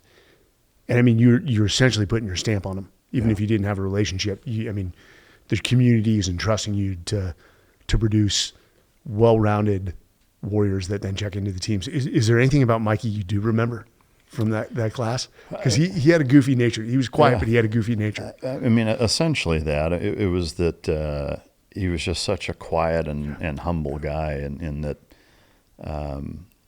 almost in like a one thing doesn't seem like the other. It was just like all the other students were so over the top and, pounding their chest and, just the typical young about to be a frogman kind of vibe. And he lacked a lot of that in the best way possible. Yeah. Not to say those guys were, assholes or anything, but he was such a balanced, always had a smirk or a smile on his face, always, like no matter what. Almost like he was up to no good. Yeah. Sometimes. Yeah. It was almost like a deviant kind of smile, that's what I remember most about it. And just kind of the consummate textbook example of what you'd want to see in a young man aspiring to be a team guy for sure. Again, I appreciate you sharing that. One of the things I'm curious, and this is a perspective that I've, I guess, formed over the years, just having been to a lot of funerals, and we've all lost a lot of close brothers. Accepting that and the kind of survivor's guilt feeling that seems to plague so many is that the perspective shift that I found that made the monstrously biggest difference for me was putting myself in their shoes and thinking of it from if I had the ability in the afterlife to look down and experience, now the other guy who is still alive while I'm not, and I see them, feeling sorry for themselves or drinking it away or allowing it to ruin their family and their relationships and contribute to them losing their temper unnecessarily, et cetera, is that I would want to reach through and slap the shit out of them for it. And like that, just one kind of principle has made all the difference for me. Is there any element of that for you that works in that same way? Yeah. We've talking just to the boys as you do. I've even given that, like, hey, they wouldn't want to look down and see you miserable. They want to see you happy, surrounded by your kids and your family, doing amazing things, living life to the fullest. And that's there. I mean, I'm still trying to accomplish things in his name and for my own pride as well. It is such a, would I be the person I am without Mikey in my life and what he did? I absolutely would not. Yeah. And so I am grateful for that and the sacrifice and the gift he gave me. And to watch him and the family receive the Medal of Honor, like I could not have been, they would rather have their son back than that blue ribbon and that gold star. But to watch him get honored in that way, I could not have been happier for him and his family. Yeah. And he was more than deserving. Yeah, yeah. In terms of your experience at SEAL Team 3, and again, I just want to thank you for sharing that. I know it's a tough thing to relive and story to tell, but important to remember him in the way he should be, I think. So I appreciate it. The time that you showed up at SEAL Team 3, coupled with your experience leading up to that, and again, you put it as maybe it was the right place, right time, or wrong place, wrong time, but It makes me think of like joining the New England Patriots in '06. You showing up at Team 3 when you did. All those deployments are pretty pinnacle-esque of any SEALs experience in the last 50 years probably. But when you look back on those 3 deployments, kind of same question. Like, do you look at it any differently now, years later? I'm not naive to the fact that of course it's easy to say hindsight's 20/20 Yes. and say, well, we should have done this different, but information you had at the time, kind of looking back on it, how do you kind of encompass the experience of those 3 deployments in such a op tempo and busy dynamic from a combat experience standpoint, and how do you kind of rationalize and reflect on it now?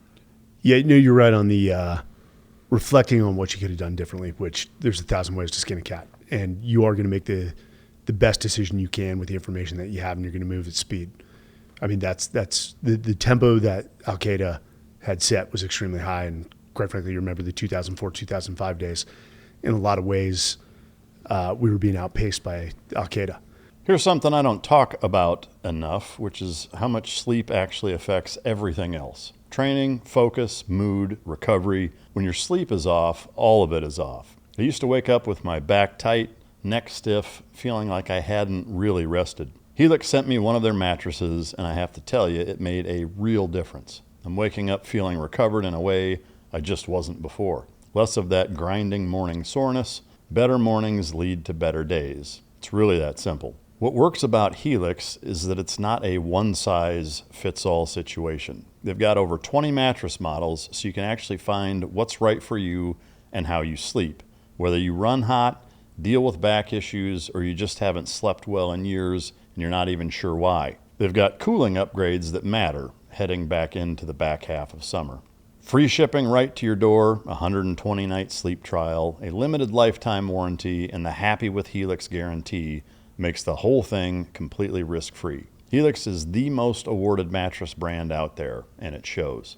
Go to helixsleep.com/micdrop for 20% off site-wide. That's helixsleep.com/micdrop for 20% off site-wide. helixsleep.com/micdrop.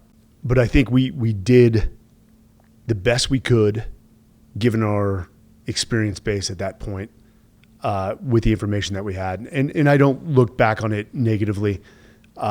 They were formative years. I was wildly proud to be a part of it, a part of a team that was deployed on those deployments. And I value the brotherhood. And what I enjoyed most is the arguments about how we were approaching the mission sets.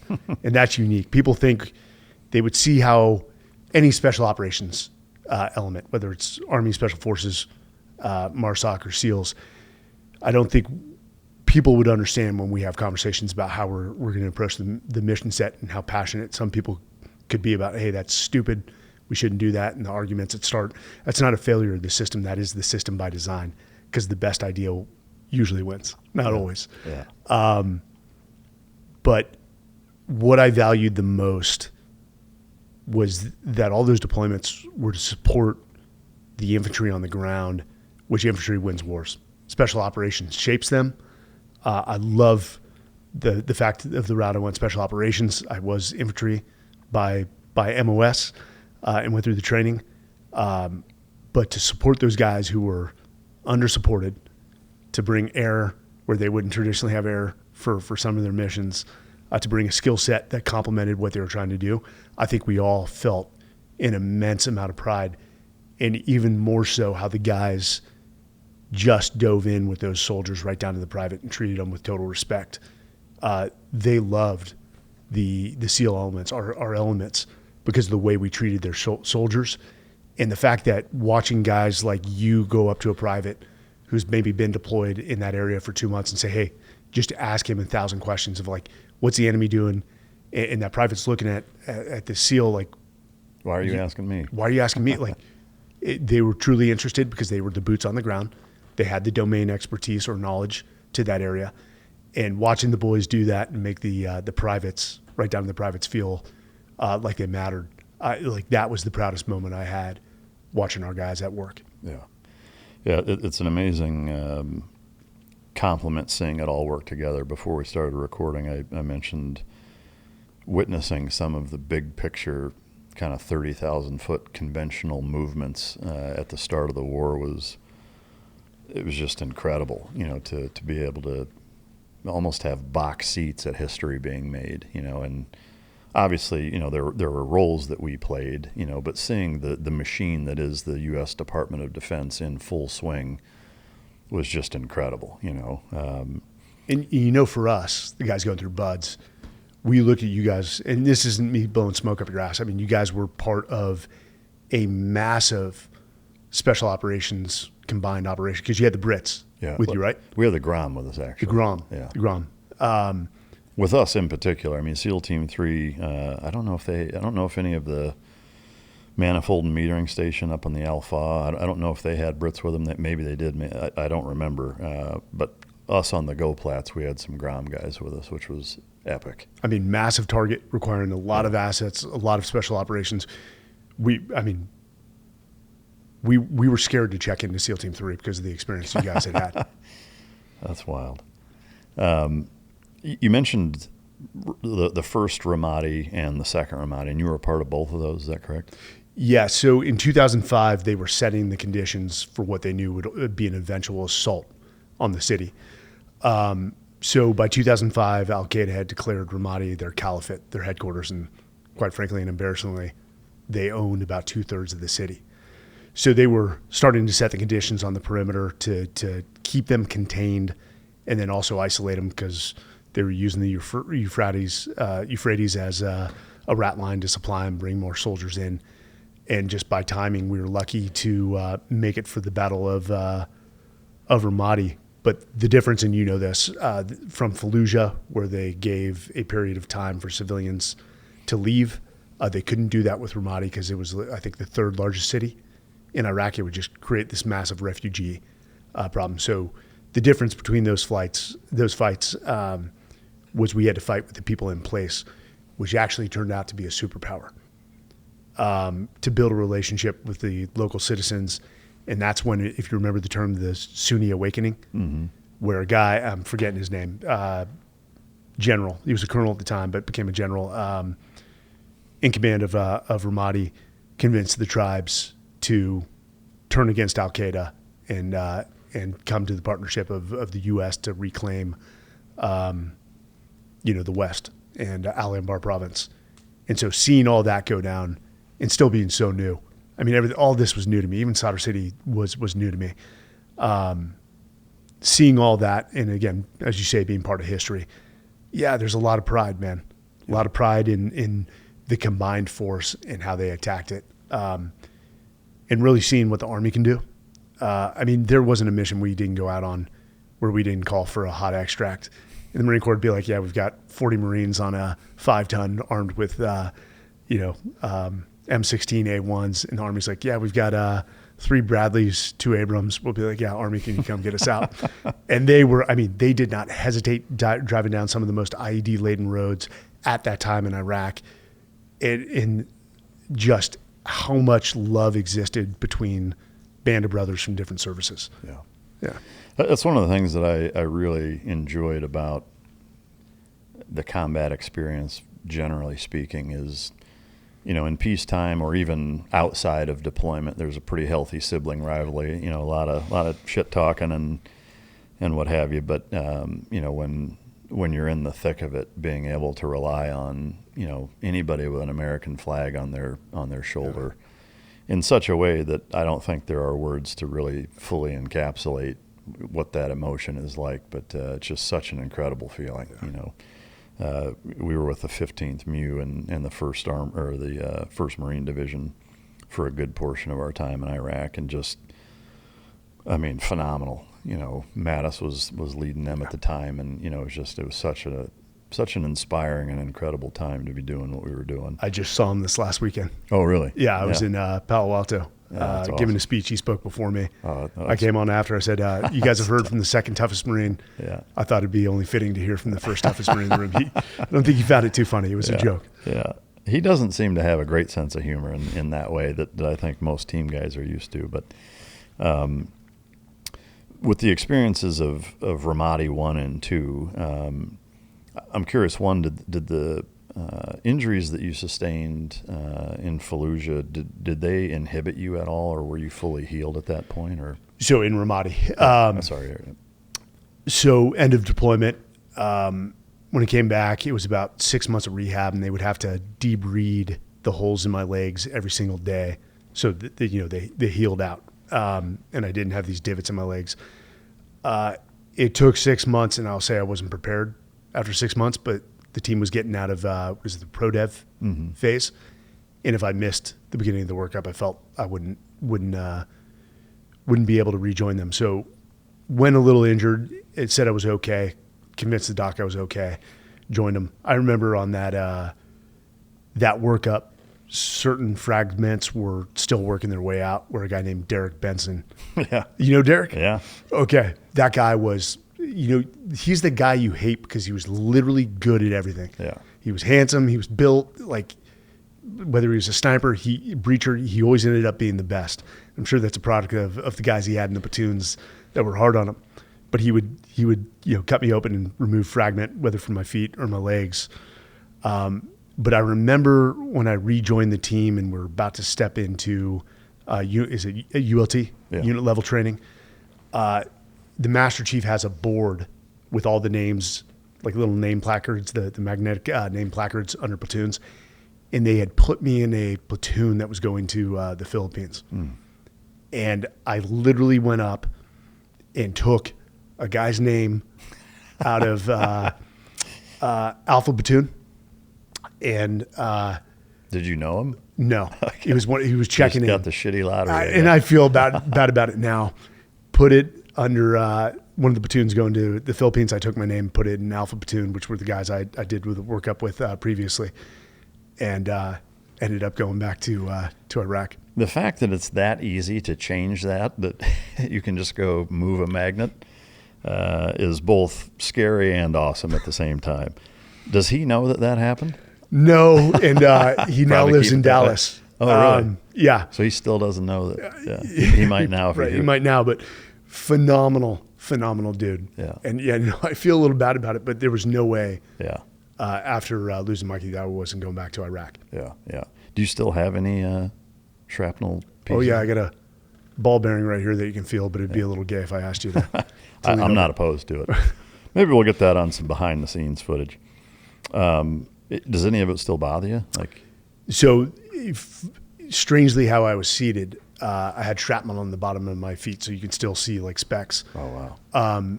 Still nerve damage in the feet, so I warm up my feet before I get out of bed. But bro, I just interviewed a triple amputee last week. Yeah. 520th Infantry. So like, I need that every once in a while because of the things we complain about. Right. That guy has the most infectious, positive attitude I've ever met.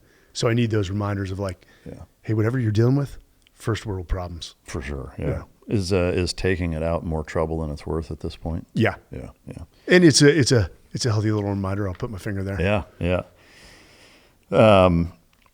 All right. So you wrap your time up at Team 3. What was the catalyst for deciding to go? Actually, before we get into that, just because the remainder of the time with SEAL Team 3 was pretty significant. Sadr City, Ramadi.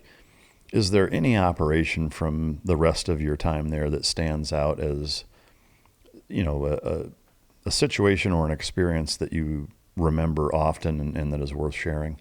Yeah.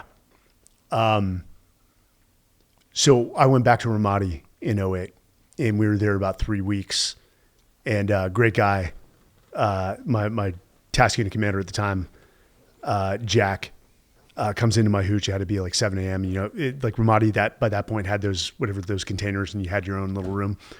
And he kicks the door in. That's just Jack's, personality. And basically said, "Hey, pack your shit. You've got 4 hours. Select 4 other guys. You're going to a place called Sadr City."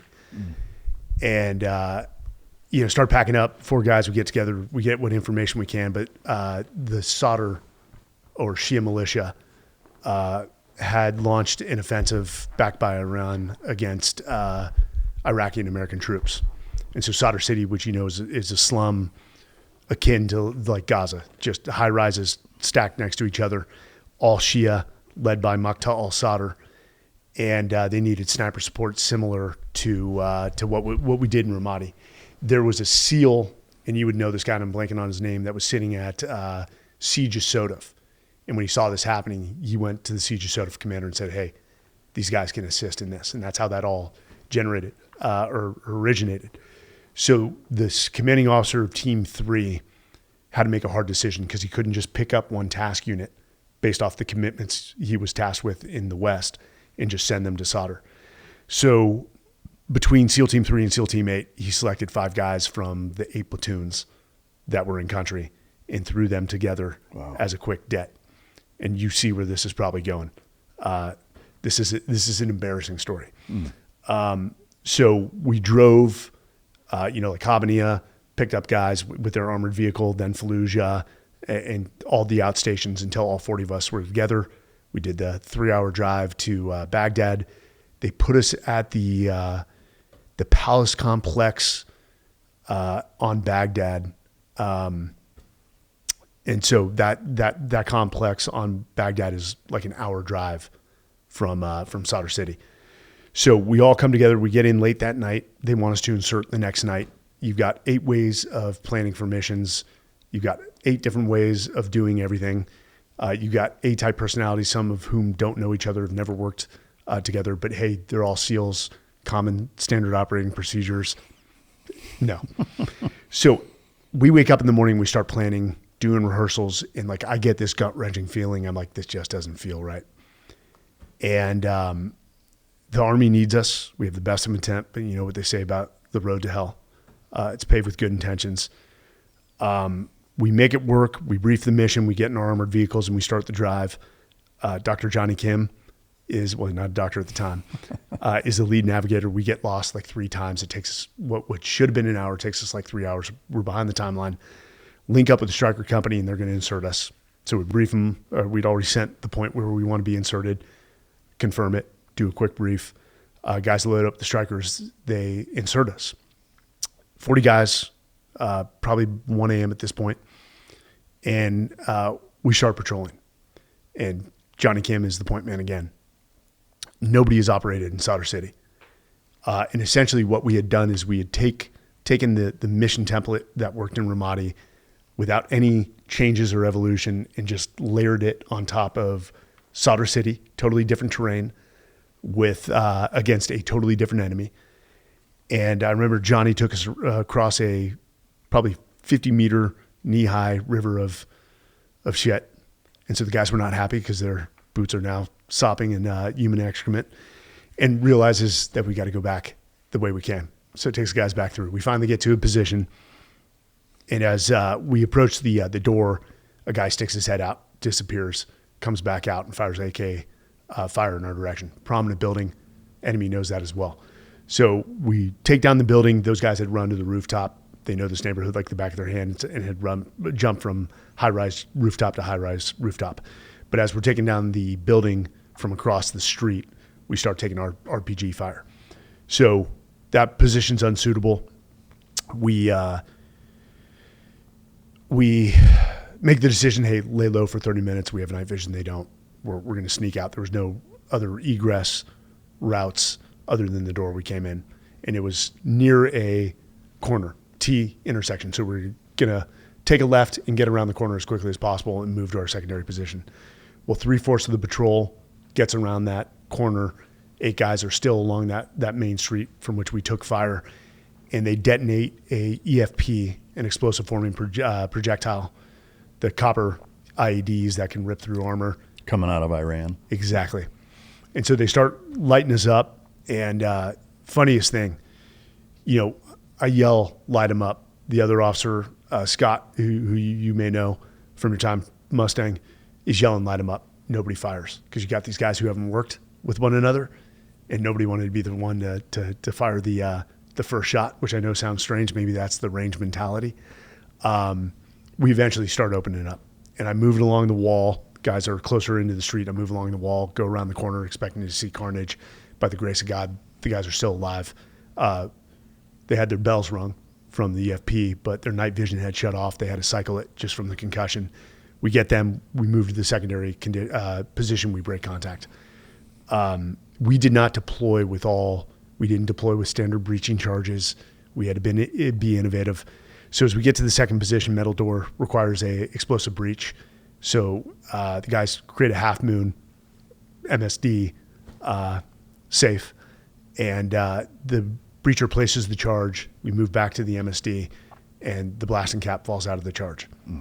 And I remember burying my head, and I'm like, dude, like what could go wrong has gone wrong. And what kind of Bush League outfit? Yeah, exactly.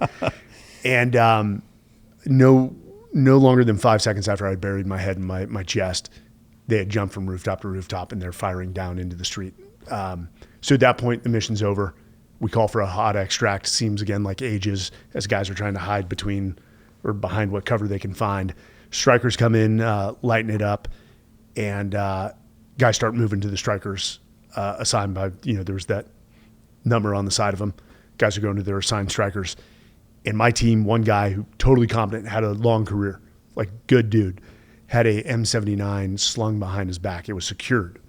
But in the mayhem, probably got unsecured as we're loading the striker. Something must have caught the trigger mechanism and fires a 40 mic right into the deck. But as you know, it takes so many revolutions for seven rotations, probably maybe got one or two. But now we've got live ordnance on the deck. And somebody pretty much said, guys, get out, find it. Somebody found it, threw it down the street. We loaded back up, got back to the Army cop. No one wounded, no one killed. And you could feel the pride had been killed that night. Yeah. Quietest ride back to that palace complex in Baghdad. We didn't get lost, so it took an hour.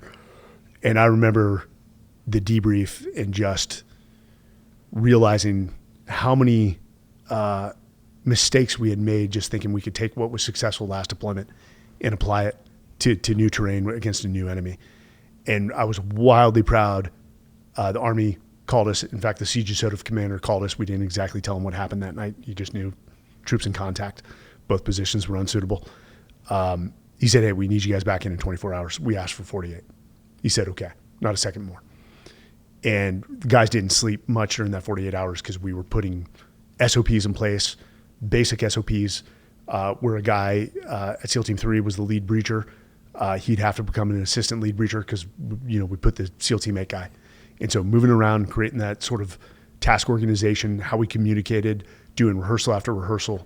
And we went back in 48 hours, and guys were scared because that was our first exposure. I mean, guys were calling home saying, hey, this may be it. Yeah. And I had to make that call to my brother because my son was 3 months old at the time, and said, hey, if something happens, just make sure my son grows up to be a man. And after that deployment, he was like, don't ever call me with that call again. But guys get into position. I remember it was a banana factory, which sounds odd in Iraq. Sounds like a gay bar, frankly. It does. Actually, that's a pretty good name. Probably already exists in Key West. And the guys killed it. And we would, we were in that position for like 48 hours. We'd pull the guys in every few hours and be like, what did we learn? What needs to change now? What will you disseminate to your teams? So well that the Army said, hey, can you stay another like 48 to 72? What do you need to be resupplied with? We moved to another building based off the operations. They were basically doing a construction project, laying T barriers while getting shot at. Wow. So watching a Army private put a ladder against and climb up the ladder while getting shot at to unhook the crane, we were like, God damn, we'll stay. Yeah. And the guys slated again for another like 72-hour operation. And then it was just back for a quick 24 hours, back for a 72. And it was a great deployment. Didn't start well, ended well, but everyone came home and nobody was wounded. So, yeah. Yeah. I'm sure a lot of powerful lessons learned out of that one. Oh. Having spent a significant amount of time in Iraq, especially at the height of the operational tempo there, and I know we've talked about, you only have so much information. Presidential administrations are, of course, biased or have influences by those around them. Plus, there's, to be fair, there's information that they have that nobody else has. All of that considered, when you look at the losses and frankly where Iraq and the region is at now, especially as it relates to Iran and the emboldening of their ability to grow and expand and have global reach that I don't think was possible with Saddam being a thorn in their side. As you look back on it, is there any part of you that second guesses or feels like Iraq as a policy was a mistake to do? Unequivocally. I tried to get a quote from a contractor last week, called twice, left a message, sent a text, nothing. 3 days later, I found someone else, and the job was done. That's it. That's how fast you lose business you never even knew you had. It's not because your product isn't good. It's not because you're not competitive on price, but because someone else picked up the phone first. That's what Quo solves. Quo is a business phone system built so you never miss a call, a text, or a follow-up that matters. All your calls, texts, and voicemails live in one place so anyone on your team can pick up a conversation, see the full history, and respond fast. Their built-in AI agent handles after-hour calls, answers questions, and even books appointments. So you're covered even when your team is offline. It's the #1 rated business phone system on G2, trusted by over 90,000 businesses. Set up in minutes on any device, keep your existing number, add teammates as you grow. There's no IT, no hassle. It also integrates with the tools you're already using, like HubSpot, Zapier, and more. Money is on the line. Always say hello with Quo. Try Quo for free, plus get 20% off your first 6 months when you go to quo.com/micdrop. That's QUO.com/micdrop. That doesn't replace the pride of what American forces did there, and how they fought. I think our soldiers won every single battle they were tasked with, and we ultimately lost the war in ways. One, single source intel as justification to launch a war, and I think there's something about patriotism that will allow, under the fervor of 9/11, to continue that war machine. I think ultimately, and we know this, Saddam was a brick wall that somewhat kept Iran at bay. And it brings up, the devil you know is sometimes better than the devil you don't. Yeah. But additionally, you look at the classic mistakes like disbanding the Ba'athist military. It's like, and this is a horrible analogy, but you get my point, and I think the viewers will get my point. It's like, was every Nazi a card-carrying member of the Nazi party? No. They fought because their nation told them to fight, and they probably had their own dissent to what was going on. I think that was a massive mistake because we had to stand back up the security forces, the Iraqi army, and that's what ultimately allowed, to a degree, that vacuum to open up to allow al-Qaeda to filter in foreign fighters. And I'm not so sure we memorialize the lessons we learned from all this, and maybe we're seeing it play out with what's going on right now. I hope ground troops do not go into Iran, but I've looked back and despite the selflessness and the knightly valor displayed by our troops, in the end, I think it was a brutal mistake, and there was so much mismanagement throughout that war that has essentially left a weak Iraq, which is dominated by Shia militias now. Yeah. I don't disagree with anything that you just said. Do you have any perspective or opinion on the administration at the time's push to actually go into it based off of single source intel, and or do you think that there was more to it than what was presented? More so, and I don't know if you knew this, more so than Iran, Saddam was Israel's biggest antagonist. He had louder cries for wiping Israel off the face of the map.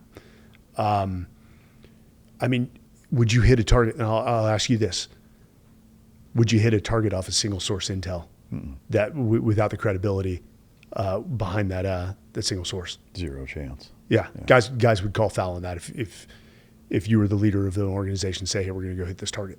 unless you're being mandated to and you have no choice, which happens. But no, I think that was, again, they were using the momentum of 9/11. And I met Dick Cheney once, and that guy was cold as ice. And I think he was one of the driving forces behind that. And we all know he was involved in the first Gulf War, and maybe felt slighted that they didn't finish the mission at that time. Yeah. You brought up an interesting point that I'm curious for you personally, if you want to call it a red line, a personal constitution, is that you mentioned, unless you are mandated. Is there a red line for you where, irrespective of what's being dictated in a leadership role, as you've gone further and further in military leadership, where something like that, where you would say, no, I'm not doing it, we're not doing it, like where you refuse orders? And if so, where is that? Yeah. When the risk to troops outweighs the risk to mission, and how vitally important is it that we conduct this mission? So that did happen in Sadr City. We had a troop commander who was trying to be somebody he wasn't, that I served with in Ramadi. And it was a quiet day. We were cleaning up outside of Sadr City as well, and I forget the name of the town. We basically said, hey, I need you guys to pick up out of your position, the battle position we had created, and move, click down, which was not planned for. And it just made no tactical sense. And we simply, myself and, again, the guy Scott was more senior to me. We were the two officers of the 40-man element. And we simply said no. And we knew it would cause, we'd get an earful and it asked you when we got back. But we said, no, we're not doing that. Yeah. And it became a little tit for tat on the radio. And we finally just said no. Yeah. That's interesting and refreshing. I guess do you make a distinction between a tactical punting of risk versus reward and the technically correct term escapes my mind, the 30,000 foot view, the should we go into Iraq or not based on a single source piece of intelligence? Hypothetically, if you are in a position of leadership militarily where you have the ability to say, yeah, I'm not doing it. So looking back on it, had you been in a position like that, do you think you would take that kind of stand? I would say this, we're going to have a hard conversation before we commit our national treasure, yeah. our soldiers, our youth, to any conflict. Yeah. You like me, you tell me, hey, Mike, I need you at 10 p.m. to have your kit ready. My response is going to be, I'll be ready. What is the justification to target? Is it worth sending out our guys? But there would have been hard conversations. There would have been challenge. And hopefully, if I was part of the cabinet, speak truth to power. You've got to speak truth to power. Is this for ego and pride, or is this actually truly a strategic justification that this is a threat to our sovereignty and to our citizens? Yeah. And if it is, and that is evident, then you probably will have my support. But, the hardest thing, fast forward to Afghanistan, is sending guys back out to recapture somebody who's been captured 2 times before and put into the Afghani trial or court system, goes to prison, is released, and then ends it back up on the target deck. How can you look at your guys in the eyes, your commander's just saying, hey, you need to go capture this guy again? Yeah. Like, to bring that to the boys, like, stand by, you're going to get an earful. You'd probably be taped up in a closet. I mean, I love to hear that. I guess, do you think, or maybe even aware of any of that type of pushback at the relevant positions of leadership at that time that would have been in the position to question or push back the administration going into Iraq? You know what? I do highly respect that cabinet. Condoleezza Rice, President Bush, having the opportunity to meet him at the Medal of Honor ceremony in the Oval Office. I'll tell you this, I've never seen a man make a Gold Star mother feel like the only person on earth. And then you got Dick Cheney in the corner, cold as ice again. Yeah. I don't know.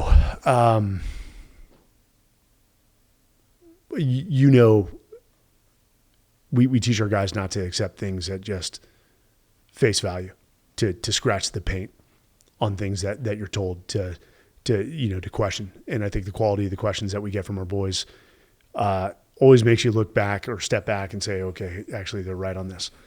But I don't know what happened with the cabinet. I think, again, once you get momentum from a few senior national leaders, the decision's essentially made. Now maybe some of the cabinet was trying to determine how do we make this work and make it as least costly to the nation as possible. But the amount of missions creep that came with Iraq of, declaring victory on what was the USS Independence 3 weeks after you guys hit it. Yeah. And then all of a sudden it turned into a nation building campaign. It wasn't World War II. Two industrialized nations, Japan and Germany. This is the Middle East. In many ways, they're still stuck in like the 18th or 17th century. And to think that we can instill Western values on these Islamic cultures, maybe that was a learned aspect from what we went through, and maybe that wasn't evident at the time. I mean, what Iraqi subject matter experts were they talking to? Were these people that were forced out of Iraq by Saddam? Then that's a biased opinion. And you have to have those conversations. And frankly, I wasn't in the room, and I'd be interested to watch that all go down and what was discussed. Me too. And I'm mostly curious, like Joint Chiefs and Secretary of each branch, kind of in that realm of, maybe not a direct cabinet member, but the next step down in terms of in charge of the military, of if any of those conversations were had. Yeah, because you got General Pace as the chairman of the deployment, and I've met Pace, and I liked him with the short period of time that I got to spend with him. I'm sure they push back, but there's a point to which if the president says go, you're going to go. But the Afghan withdrawal is a perfect example, and just from some of my mentors who were involved in that period said they tried to convince the president to keep 3,000 troops, predominantly special operations, some air assets, and then support troops to maintain a FID-like presence for an internal defense, and advising, advise, assist, and accompany missions to maintain security in Afghanistan so it didn't fall to the Taliban. And maybe the Trump in the late in their first term denied that. Biden either denied it for the first time or re-denied it. But you had military leaders saying, keep troops in there or Afghanistan will fall. And we saw the outcome of that withdrawal. Yeah, yeah. All right, so as your time at Team 3 wound down, I know, losing Mikey Monsoor was a big motivator and an inspiration for you to not just continue military service, but really drive you to even further excel. Was that part of the decision-making process to then screen and go to Damnick, or? It was a number of factors. One, again, much like switching from the recon community to the SEALs, when you find out, there's a tier 1 element, the natural question. There's a varsity team. Yeah. Do I have what it takes? But that's only amplified by the guys you meet, and maybe the right guys. We had a guy join us on that Ramadi deployment. Won't use his full name, but Jim. And came out, I think, for 72 hours on one mission. Basically said, hey, I want to see what you guys are doing. And much like that Force Recon guy that you're just like, God damn, dude, I want to be just like you. Jim had that same element, just professional. I think he was a senior chief at the time, poised, and just kind, respectful, and just totally impressed by his knowledge base. It was just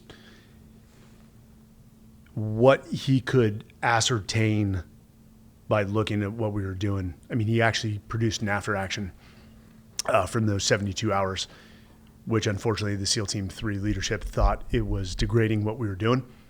I didn't get to read that after action until after Sadr City in 2008. And I was blown away by how professional it was and what he could pick off in 72 hours, which as new guys took us 7 months, if not another deployment to figure out. And that impressed the hell out of me. I'm like, how does somebody get to this level in this experience base that can pick apart and identify what took us a deployment or two deployments of running those operations to figure out? Yeah. I've experienced that in the dog world quite a bit, actually, where, especially early on, not to say that I don't still meet people that I'm astounded at their competency in dog training and the ability to read a dog, but same kind of thing where, I could be in the first probably 10 years of my career, be working with a dog and feeling like I'm doing okay, or maybe there's certain things I'm struggling, and a guy comes in and 30 seconds of watching me interact with a dog and say, you're doing this wrong, you're doing that wrong, you need to fix this, this is what he's telling, like almost Jedi-like ability to interpret what's taking place in such a rapid way to where you feel like an asshole. Welcome to my career. Yeah, it's wild. So inspiring when you see that. So kind of similar expectation versus reality. There's a almost mythic like kind of aura that surrounds that command and the entire selection process and the way they deploy, the way they train, their assets, the support staff, etc. One, to compare Green Team to Buds, how do you shake those two? I know they're two totally separate courses, and then two, expectation versus reality showing up at that command. No, that's a great question. And we know that Buds is designed to look for a specific set of basic attributes. Grit, drive, team ability, resilience, because Buds is going to make you fail. I mean, that's the whole design of the process, and to see if you have the ability to pick yourself up by the bootstraps and continue on. While assessment is still physical in nature, it's more psychological and designed in a way, and this is my opinion, to put you in such a chaotic, ambiguous, uncertain environment where they're adding more information every single day to see if you could, one, keep pace under that psychological stress, but additionally, where they withhold information, if you have the ability to operate with limited guidance and put some sort of structure in place and achieve what they're asking you to achieve.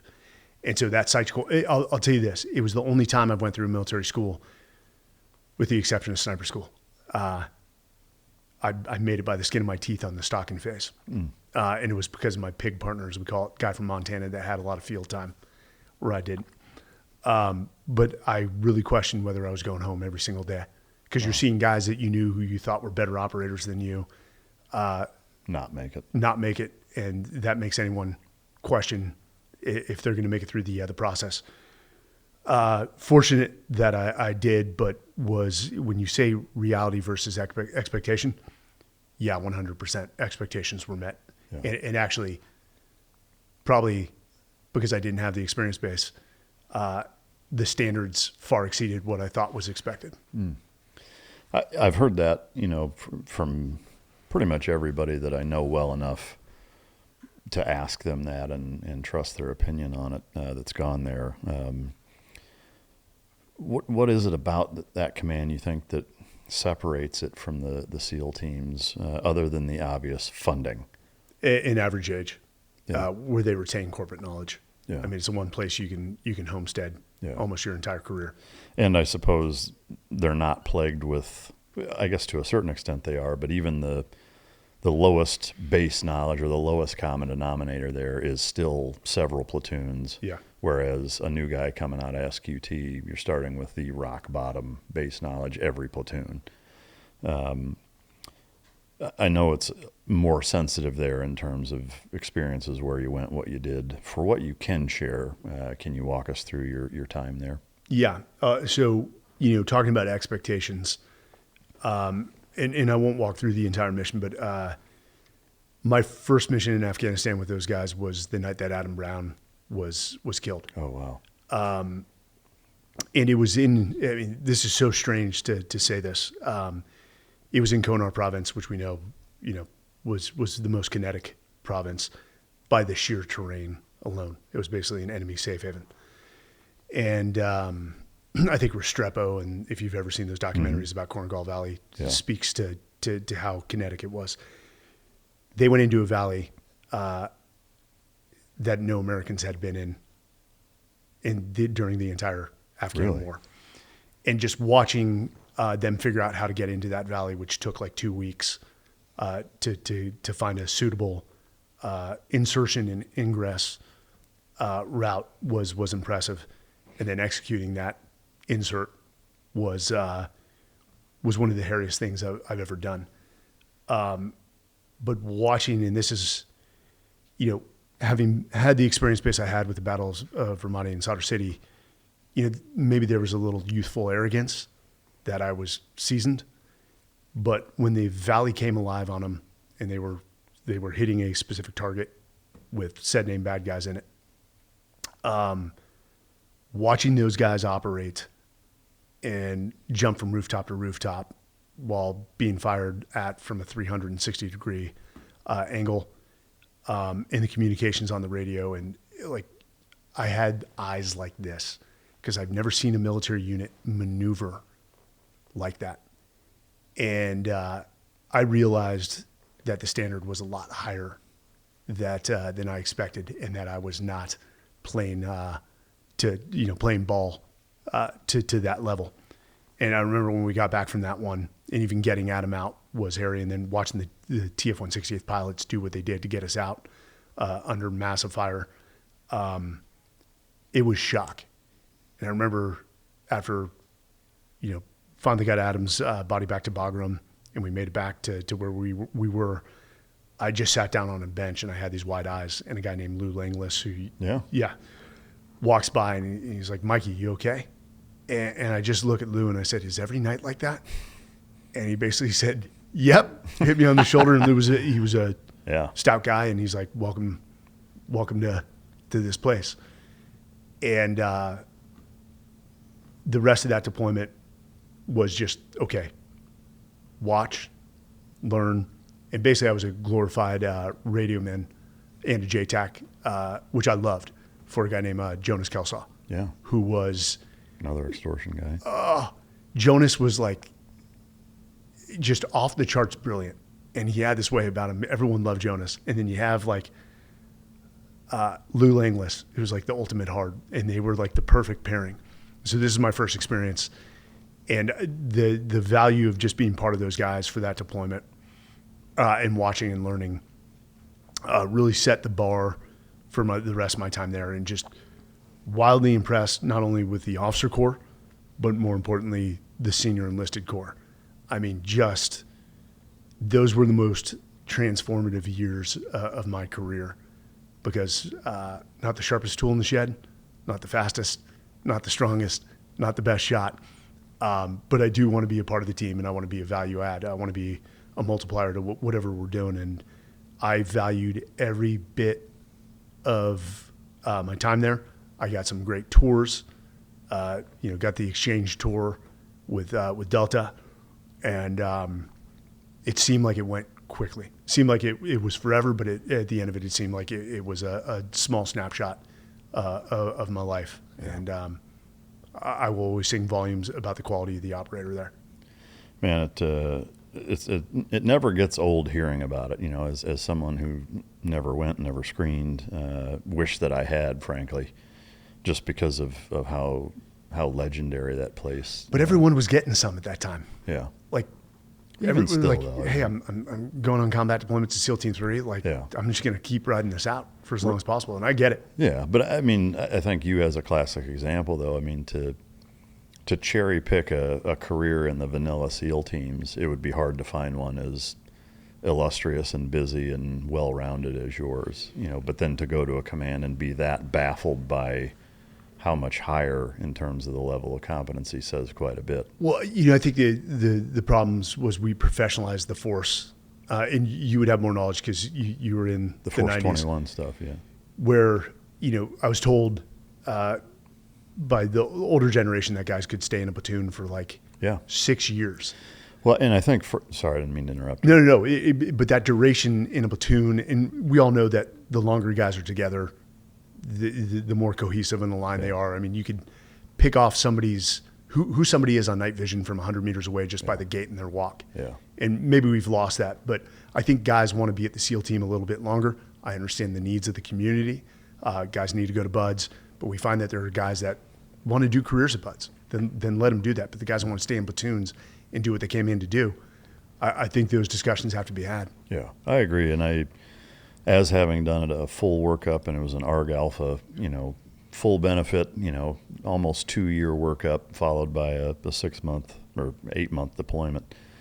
I do wish that the regular SEAL teams were still that way for the simple fact that, or I guess on top of what you just mentioned in terms of, having a better sense of tenure there, is a subject matter expertise in a specific area of operations, and I understand why Force 21 happened and, turning it into a more conventionalized, unconventional unit, which is a bit of a contradiction, but because all of the work that the entire nation was doing was all in one area for several decades, I get it. However, my first platoon, Team 5, was, cold weather, and Team 1 was jungle, Team 3 was desert, and you had guys at each of those commands that had spent 20 years in those environments and were incredibly experienced in those niche operational environments, in mid-2000s and beyond. That completely went away. Now if something happened in the jungle or in cold weather, legitimate cold weather, I know Afghanistan has its parts, but North Korea or somewhere where it's legitimate winter time all year round, or a lot of the time, I think we would be in over our head, or diving, same thing, Now you could make the argument that combat swimmer isn't even really necessary with SDV teams in existence, but and now autonomous vessels, subsurface, but yeah, I do wish that there was still a component of that subject matter expertise. Is there a difference between the officer role in the regular SEAL teams and at DEVGRU? Where you have, and you say this to anyone in the military, like Army infantry or Marine Corps infantry, that you have 3 officers in an 18-man platoon. Yeah. They'd be like, it's one officer for 40 guys, or 36. So one officer per troop. And so, I really did like that component. Not that I didn't like getting challenged by the other officers or challenging them, but I think that's the way it should be. And for the listener, a troop is how many? Troop, I think what you're authorized, and the reality of the guys, you're usually around 20 guys, and then you have all the enablers. You throw in the CCTs, the PJs, the dog teams, and we have combat support that we bring out on the missions as well. But then if you throw a ranger element onto the mission, I mean, you could be 60 to 70 guys going on a mission. The regular SEAL platoons, technically, it would be an officer per 8 guys, really. In a regular SEAL platoon, you have your OIC, AOIC, and in some instances, a third O. I guess from a way that the officer is implemented into the operational environment, do you see a disparity between regular SEAL teams and DEVGRU? Yeah. So, and we all know the third O, which is a great position to have. Unless you're the third O. Well, you get to be one of the guys. Yeah. Consider that an OJT deployment that prepares you to take AOIC and AOIC to take platoon commander. But, yes, you're involved in the tactics to a degree at the tier 1 level, but I mean, really, your E8, E9, and your senior enlisted have that part. You were more focused in the regular SEAL teams. I felt the officers were knee deep in the tactical plan as well. Mainly the orchestration, the coordination of all the supporting elements for those guys to execute their tactical plan, and so probably working more with the CCTs and intel and operations departments to make sure that the synchronization of the mission is set, the supporting assets are set, and then strategic communications over the radio to ensure that your hire is getting near real-time updates, that all the assets, whether they need to be backfilled, that operations is fully tracking every phase of the mission. That was my primary focus. So glorified radio man. And then I didn't mind that. So I went through NSW comms. I think there's a picture that somehow got circulated where I'm wearing a X-Wing, where a lot of officers didn't do that because they had an enabler who was had the radio. I carried SATCOM on me because I didn't want to plug into somebody else's headset. I wanted it there, and it also provided redundancy. I still took that enabler on missions. That I enjoyed that piece and making sure that I was doing the best to support the guys that were fighting the fight. And then maybe they would allow me to come on target at the end. I'm joking. But I really focused on that piece and being very good at that ground force commander role, knowing my lane, and that you've got a guy with 15 deployments who I can't just question tactically, even though I am going to ask why, more for my education of why are you doing it this way. And that was, I love that piece. I mean, it's refreshing to hear the way that everything is implemented there. I mean, to me, from hearing, having had a number of guys on the show that spent a significant amount of time at that command, it reminds me of, it's kind of like the brochure that you see that's sitting at the recruiter. It's like that. What's in the brochure is at that command, far more so than the 5% of what you do in the regular SEAL teams. It's actually in the brochure kind of thing. Did you do any, cross training with other countries' special operations units at that command? We did. Israelis, Brits, Aussies, and then same over at Delta. What I found is they had probably deeper exchange programs. Like there was a Canadian JTF2 officer that was basically acting as a troop commander, SAS, Australian SAS. Enjoyed that piece as well. And, what I found was same DNA of foreign SOF, no budget compared to us. And that was the overwhelming power, was the assets that we had at our avail where they did not. And that was it. That was the game changer in terms of, let's say, capability and capacity to do what we do where they couldn't. Yeah. Would you say caliber-wise they're of the same caliber? Oh, yeah. Yeah. Oh, yeah. Without a doubt. Yeah. If you had to pick a foreign SOF group to be a part of, which one would it be? So I've got to throw this in. And the guys that work with the GROM always spoke volumes about how tactically competent they were. I never had that opportunity, but I've heard that story more times than I can count. Yeah. I thought the Brits were amazing. I thought the JTF2 guys were amazing. Where the Brits are probably, where their super strength compared to us was their low vis operations, because they were doing it in Northern Ireland and they developed a lot of the trade craft that we probably had, adopted from them. Yeah. JTF2 guys, great at cold weather stuff. Because they grew up in it. They grew up in it. They're playing hockey. Drinking syrup and playing hockey. But each of them have their strengths based off the regions they usually deploy to. Yeah. Like the Aussies are very PACOM focused because that's the immediate threat to them. But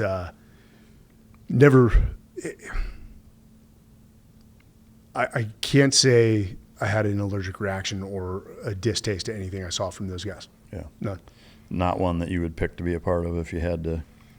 Probably the Brits. Brits, yeah. Yeah, the SBS. Yeah. The GROM guys, I will say, to echo your sentiment or what you've heard is spot on. I was hyper impressed with those guys, and to me the almost scary part was seeing it in real time, that the gear was very similar, same type of guy, but also realizing, especially at that time, in the early 2000s, where it was like 20, 30 years ago, we'd have been fighting these guys, and that was kind of alarming.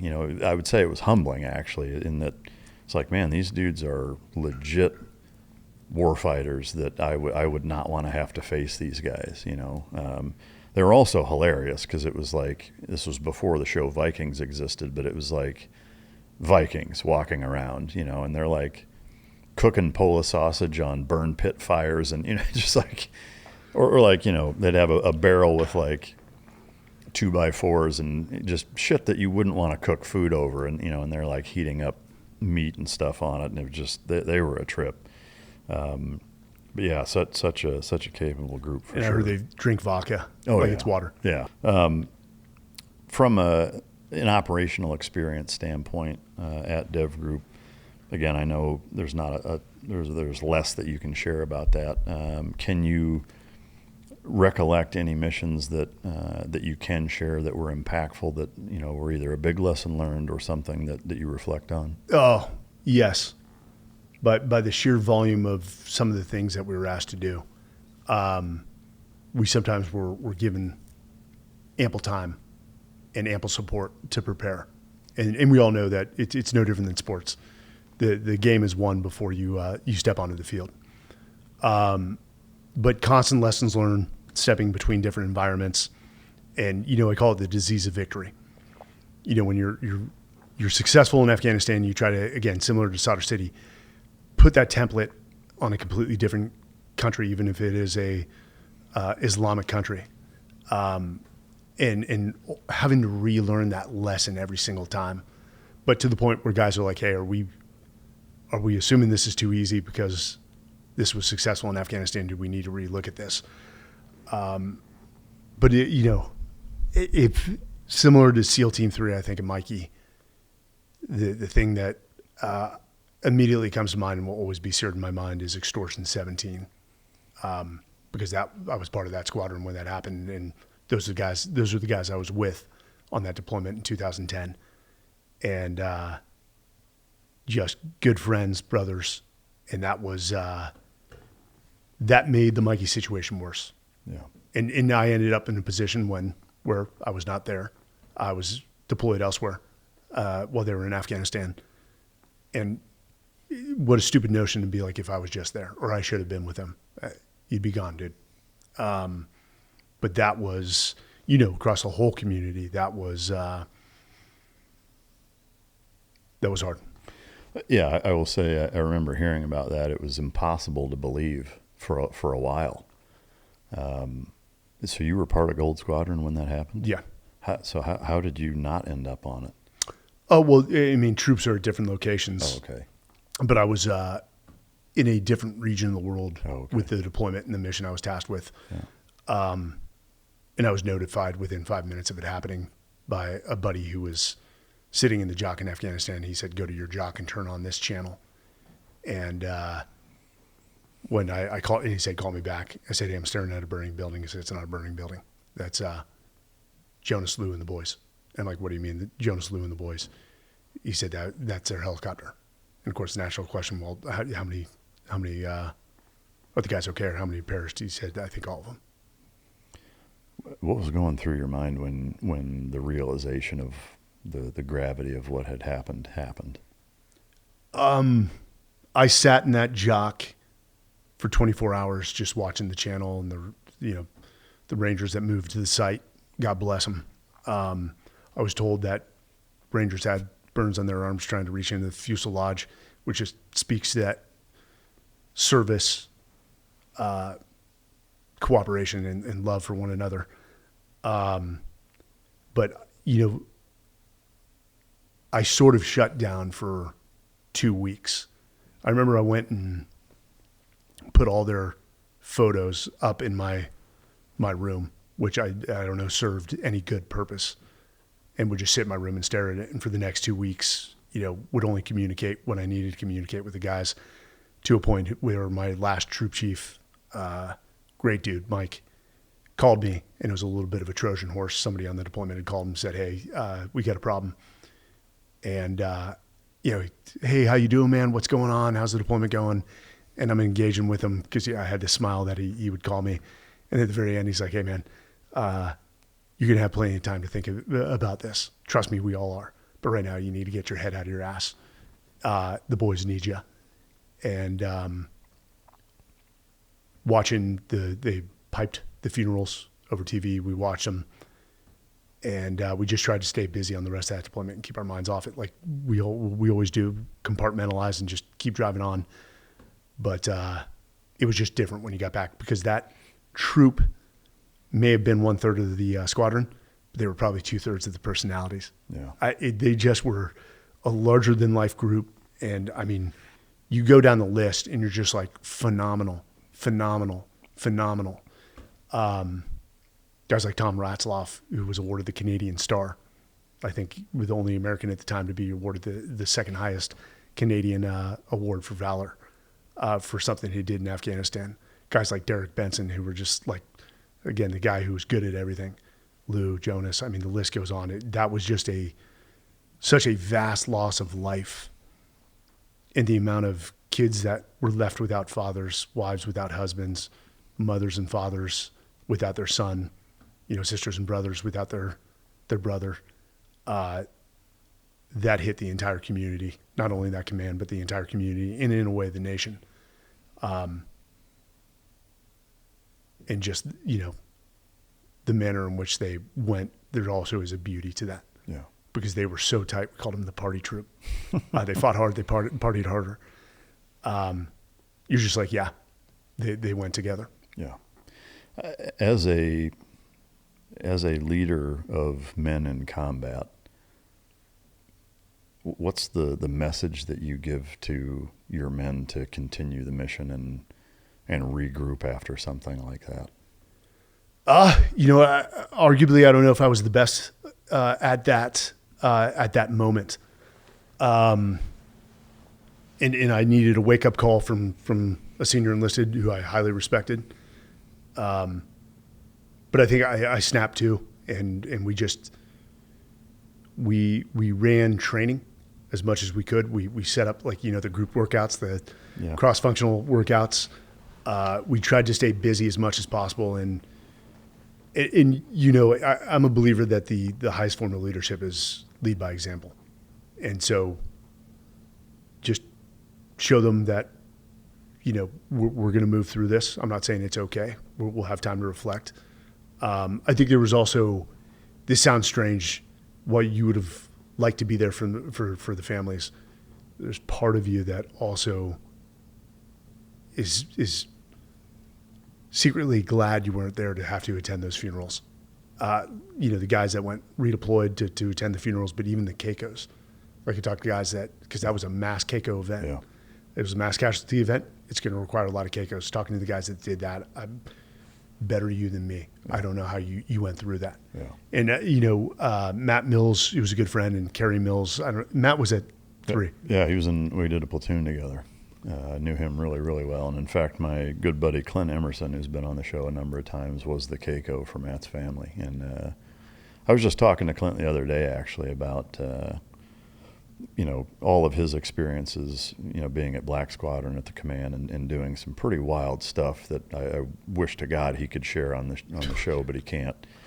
But like seeing his eyes well up, talking about having to be the CACO for Matt and his family, you can tell just absolute brutal position to be in, and I would say still haunts him to this day for sure. And Matt was one of those kind of similar guys, and that was just good at everything, and he was country boy strong. I remember trying to haze him as a new guy, and it took the platoon to do it. Just such a phenomenal dude. Chris Campbell went through Buds with him, and he was a roommate of mine right out of Buds. Same kind of thing, just phenomenal. I mean, the whole thing, just every one of those guys were just legends. Yeah. I had Kerry and a guy named Rich, who must have been beside Clint when they notified. And, keep in mind that Kerry has a 17-month-old son at home. I think it was a Saturday morning. They go and knock on the door, no response. They go back to their car. Think about 3 SEALs, trying to buy as much time as possible. They're probably talking themselves up to go back to the door, as Rich described it.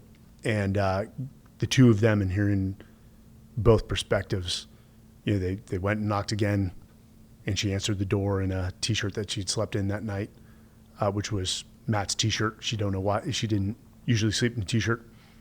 She just felt like she had to put it on that night. Rich described, and she remembers it, just the piercing screech that she let out.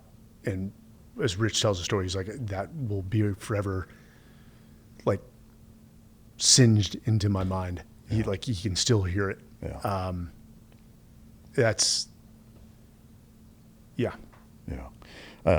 So Clint was the Keiko for his ex-wife and two older kids. So, another thing, needing two for two separate parts of his family, essentially. And didn't even recognize that. Yeah. That makes sense. I knew the two children from the previous marriage. Yeah. Yeah. Just we all, I think, have a number of stories of loss and grief and having to go through that and continue to move on. And it's unquestionably the worst part of the job. No two ways about it. In terms of the rest of your time there, you spent some time in Afghanistan. Can you say the other part of the world that you were in? Yeah. It's Arabian Peninsula and East Africa. Can you get into at all of kind of what the objective, or generally speaking, what the mission was?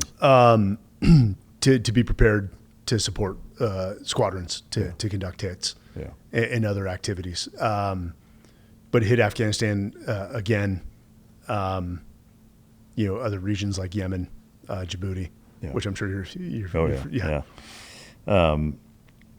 From the time in Afghanistan, were there any operations that you went on that went horribly wrong with that command? The thing that comes to mind that went horribly wrong. No plan survives first contact, but the guys have such a way with such agility to adapt that I never was overly concerned. But we were part of a base attack in JBAD, where I was the JBAD Strike Force commander. And basically it was a retaliation for the Bin Laden raid is what we were told. And so 5 a.m. in the morning, preparing to finally bed down for the night because we didn't have a target that night. They drive a V-bid into a gate outside our compound. And this was all public record. And so we immediately ran to the tower that was adjacent to where it went off. And they had parked a second V-bid under the tower, but we couldn't see it because the HESCOs obscured it. But watching the guys flood in there rapidly and start bringing the flight, it was like a 2-hour firefight. It was hard to get air assets to release because at that point in the war, CivCAS was such a big deal. And that, I had to get on the radio and give my initials and say, hey, you will do this, and support the CCT. But watching the guys react to that, which was not a planned mission. In fact, and this is again known, a retired Delta Sergeant Major was killed during that attack. A guy named Tyson Nix, and that was pretty bad. The second VBID went off and basically engulfed our tower. A few guys were wounded, not our guys, but there were some Rangers in the tower alongside us. But watching the guys get their bells rung, like where some guys were knocked out, and they said they sort of came to snoring. That was a worst case scenario. And watching the guys perform under that pressure for 2 hours, they were almost fighting to jump out of that tower and into the highway directly below. But that was impressive, and that was a bad day, and I had my bell rung pretty good. Yeah, I imagine. Yeah. I meant to ask this earlier when we were talking about Extortion 17. Caveat this with pick an operation. There's controversy or conspiracy behind, who was behind it or why it really happened or, what have you. But there's been a number of things that I've seen kind of pop up subsequent to the Extortion 17 attack. Does any of it resonate with you at all, or is it all No, there's been a lot of discussions on that, and it's all complete bullshit. And I don't know where the origin of that came, and I think what you're referring to is that basically they were offered up to the Taliban as a tribute or retribution for the Bin Laden raid, which is complete and utter bullshit because it was not planned for them to go out that night. Yeah. They were acting as a QRF because the Rangers on the ground had requested support. Yeah. So to coordinate something that quickly is near impossible. It's not possible. Yeah. It was just a lucky RPG shot. Yeah. That and probably had no idea who they were even hitting. No, I imagine. No. Being a dog guy, professionally primarily, and also Dev Group having an amazingly robust canine program, is there a dog story or two you can share that stand out as being memorable? One, those things they were part of the team. Yeah. They were amazing. They were also a morale boost, just having them around the camp. I'll give you two stories. One, on a later deployment, I'd play with the dog with my water bottle and let him bite it. And while we're around the camp, and the dog handler was like, "Hey, man, you probably don't want to do that." And I continued doing it. And so when we had a mission, I'm seated looking at the ramp of the helicopter between the two pilots, whatever they call it, the jump seat, so I could communicate with the two pilots. And I've got my water bottle right here. And so the dog was going to be sitting with the dog handler. And so as they're loading up, the dog bites right near my my parts, and the water's spilling all over my my pants. And he's like, "That's why you don't do that." And I'm like, "Noted. I'll stop." But I think the story that sticks out, and you probably heard this one as well, guy named John Doingadara. Oh yeah. Jet Li. Yeah. Great story. First generation Laos American. Him and the guys loved him, and just interviewed his sister Ari. We are releasing a TV special on Fox Nation. They came to me and said, "Hey, we're going to do this. You could host it, or you can be an interview." And I had a conversation with my wife, and while I try to protect that part of my career and the place I came from, we came to the conclusion, like, well, you better do what you can, not that you're going to be in the edit or the post-production, and make sure it's done right.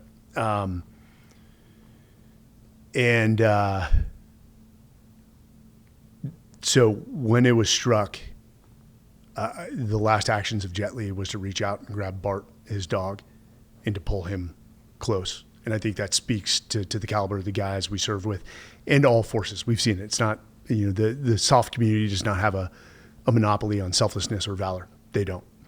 But his last act was to grab Bart and protect him and disregard his own safety. Yeah. And Ari tells the story of, I think it was a year or two after, and she was at Jet Li's tombstone at Arlington. Was it Section 60, row 9900? And it's hard to go there. Mm-hmm. That is, again, the vastness of the loss, but also the beauty of those guys shoulder to shoulder in death. She was notified by somebody who was part of the recovery who said, "Hey, I just want you to know they were found fused together, and it took us 2 hours to separate them," which was a little hard for her to hear. And she said she had to step away from the conversation and rationalize it to reflect on it. And she does see the beauty that, that's just my brother. Yeah. Yeah, it's powerful. It makes it hard to move on, honestly. I tend to feel a lot of the stories that guys share, and sometimes they catch me off guard a little bit. Before we get into the transition out and your decision to finally move on past the military, I did want to ask from a leadership standpoint two things. One is, can you reduce the biggest leadership lesson to a singularity from all your time in the military? And what do leadership books get wrong? Those are great questions. You know what? To become a great leader, not to say that I am, and I'm still evolving. Leadership is it's like the definition of excellence. If you want to be a great leader, it is a lifelong commitment that requires constant learning, development, and evolution with no end or finite destination. And I continue to evolve. And additionally, no leadership scenario is the same, because if you move from the Marine Corps to the SEAL teams, that's a different style of leadership. Foundational principles are the same. The delivery is different. And then the same when you transition out to the business world, it's just different. Master the basics of foundational leadership, from your integrity and your character to how you empower people. But I ultimately go back to this. If you're driven by love for your people, you're halfway there. But what people get wrong about when I say that is the highest form of love is about standards and accountabilities, and it's no different than being a parent. You're going to put high standards on your children, knowing that they're going to fall short, and then you're going to be there to hold them accountable, hopefully in a respectful and coaching manner where you can facilitate them to learn. When you hire people, you're not hiring them because they have all the answers. You're hiring them for their character and the attributes that they bring to the table. And you've got to be there to help them when they run into obstacles and help them learn from it, and be open to the fact that they are human at the end of the day, much like you. And you guys can have the best plan in the world. Things are going to go wrong. And the environment you create with that composure and that emotional intelligence and that sort of forward-facing optimism of, hey, no matter the challenge, we are going to figure this out. With limited resources, with limited manning, small, high-performing teams have a way of making the seemingly impossible possible. And so, to whittle leadership down to one thing is hard, but I'll finish with this. Everyone can talk a big game, but at the end of the day, people will be what people can see. And so as a leader, people are watching every single thing you do. If you're the guy that says and promises this but never follow through, you'll degrade what little capital you already have. So it is a burden that most people don't want. It's a burden that most people are not fit for, because eyes are always on you, and you've got to do the hard things that nobody else is willing to do because your people are watching. And it's been a constant challenge for me. And I reflect a lot. And I had time when I got out to truly finally reflect on leadership and all the mistakes I made, the things I did well.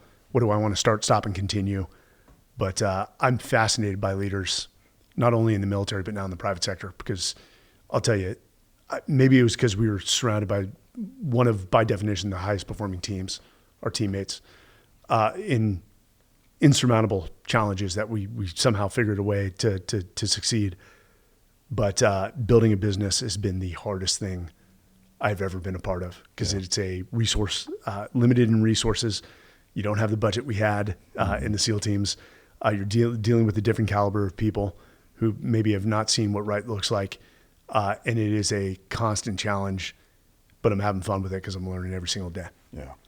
I hear you there 100%. And I agree. I mean, it's obviously a different kind of hard, but yeah, when there's not really a playbook, and all of the success or all of the failure falls on your shoulders, it's kind of like prison laundry. You never run out of things to do. It's like, no matter how much you get done, there's always another pile, to tackle. Whereas while there's kind of that element in the military, it's not the same, where, you can delegate to as many people as you need to, and there is an end to getting this checklist done or this mission done or whatever. And when you're running your own thing, it's never ending, just never stops.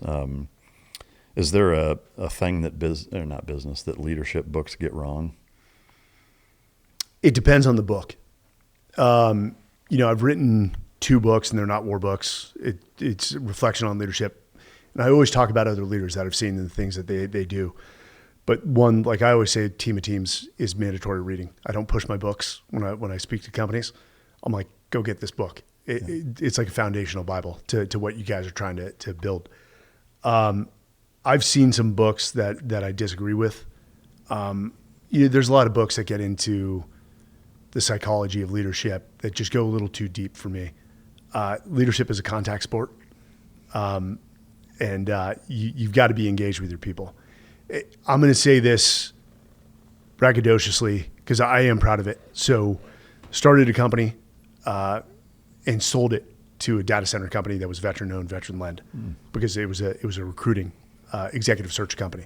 And they are a staff augmentation firm or labor provider, the largest to the data center industry. They asked me to stay on as the chief talent officer to own the talent and culture piece. And great company. I love the team. So my counterparts, the other C-suite, the CEO was a submariner, total visionary, 25 years in industry. Like a disruptor in the beauty of what he sees that others can't. Is a thing of beauty. The COO was Army. CFO was a Stanford MBA guy. Love him too. And then the two co-founders were Army Infantry. But when I came on board, we've moved the culture from like a 3.0 rating on Indeed and Glassdoor. We're now a 4.8, which is unheard of, and we're 500 people, and we're growing about anywhere from 40 to 60 a month. Wow.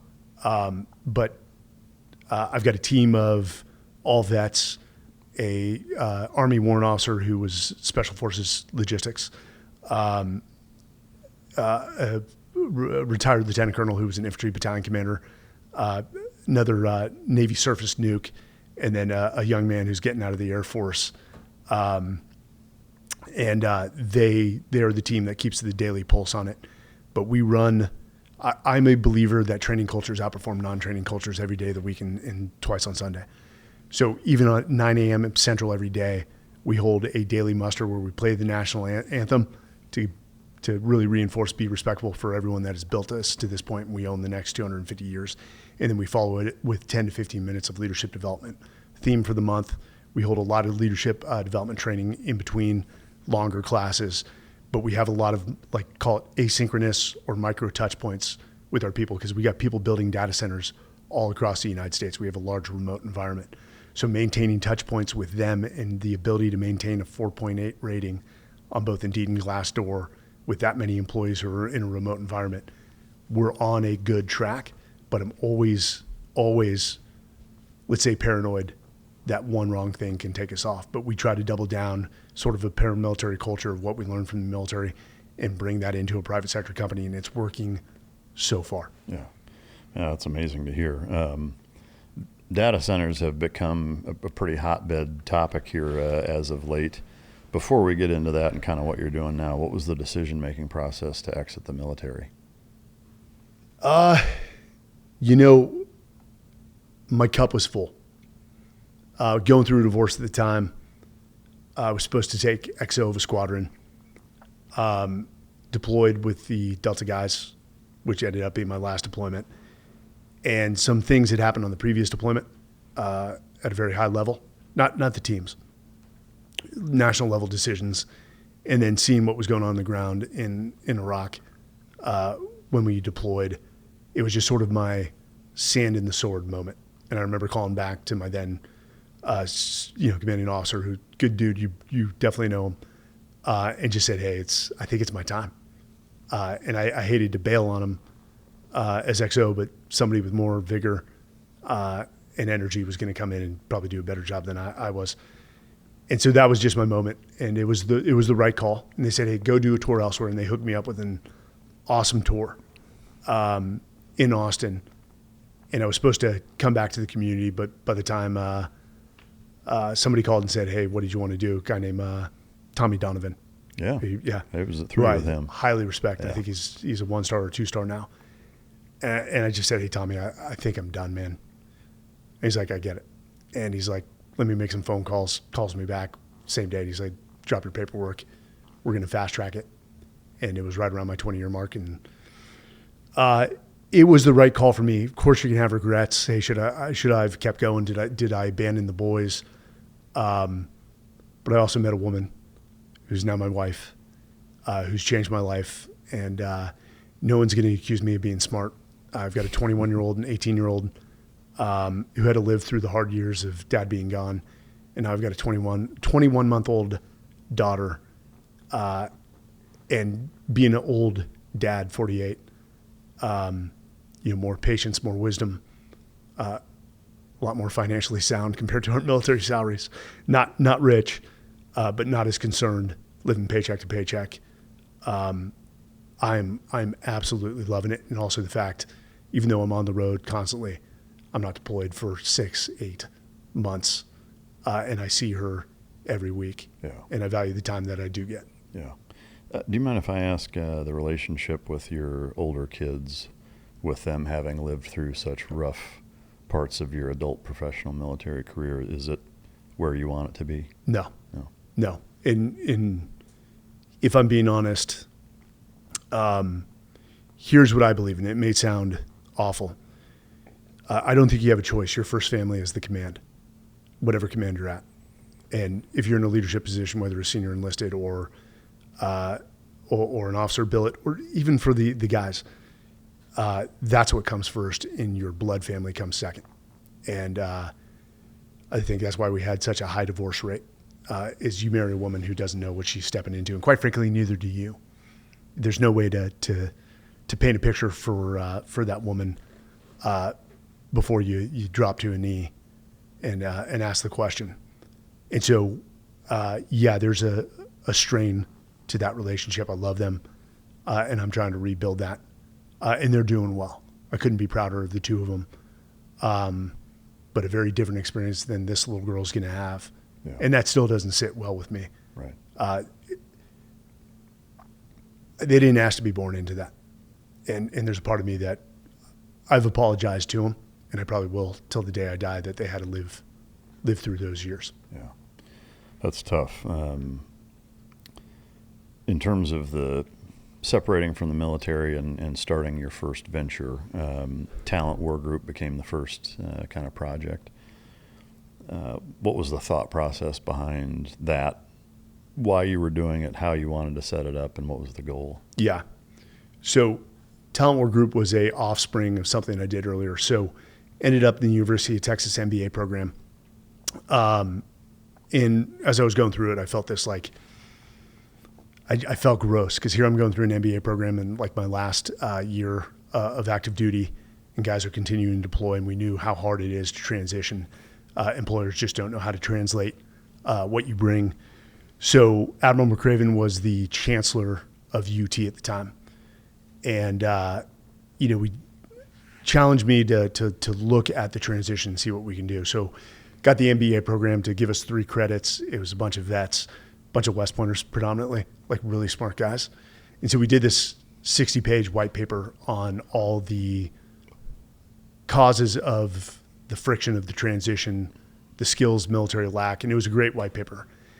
And that turned into something called the Vetted Foundation, where we got Wharton involved, the UT McCombs Business School, and the Texas A&M Mays Business School, and created a course called a MBA Lite for a month or two to give veterans, usually E7s and above, O3s and above, the financial acumen that they lacked, or business skills that they lacked. They brought the leadership, and we know that. Now we're giving them the hard side of business. And we ran one pilot, 30 students, and it was phenomenal.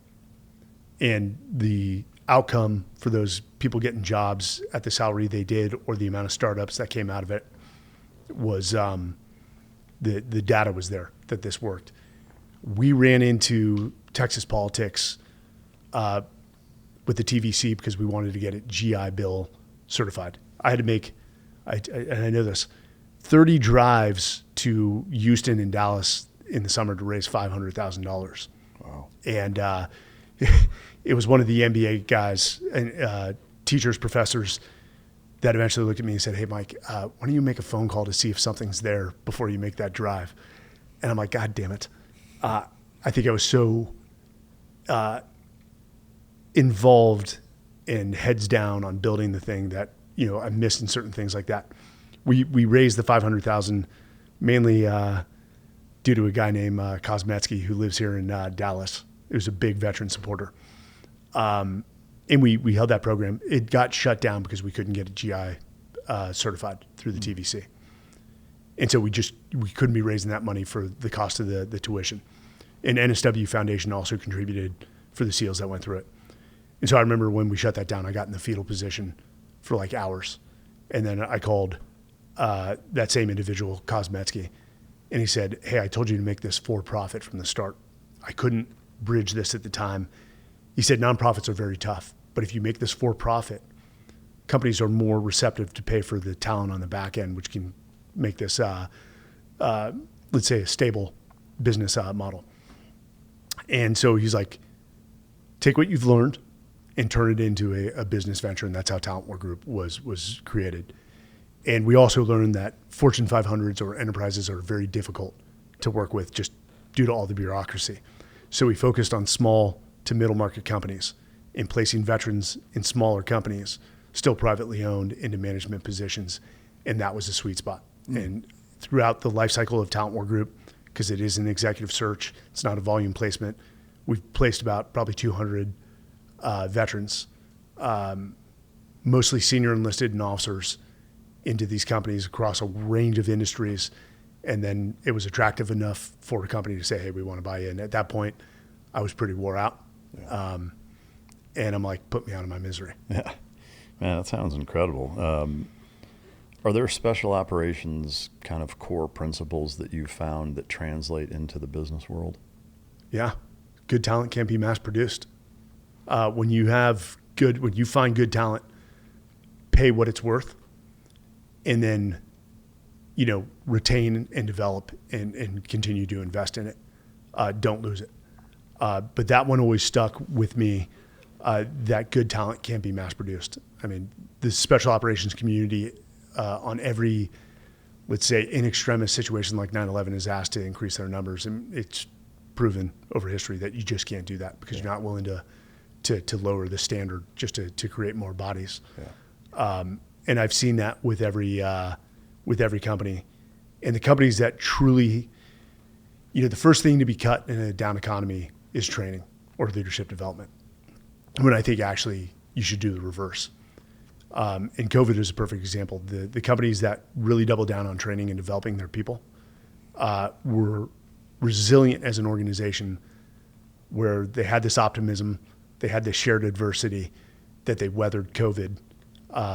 Still a difficult situation, but they weathered COVID and came out of it stronger. Yeah. And that's the same principle we're doing with Overwatch Mission Critical now. Is we do a lot of training, and we're seeing young talent mature or maturate at a quicker rate than other companies in the industry. And it is a hypothesis right now that's proven true. But again, I'm always paranoid that, we're going to get comfortable and we're not going to evolve the training to a point where it just becomes stagnant. Yeah. And Overwatch is your kind of 2.0 business venture? Yes. I'm not going anywhere. I don't think you can replicate this culture. And I even told Kirk, the CEO, and the other guys, I'm like, even starting my own company, which was a small company, I wasn't as happy as I am now, because you and I are never going to have what we had in our past life. This is the closest I can get. Yeah. There is like this just positivity when you walk in, and trust me, we're dealing with massive problems every single day. If it's not this problem, it's going to be another right around the corner. And the way we approach it, and the health of the culture we've built, and the amount of veterans in the company. Let me give you an example.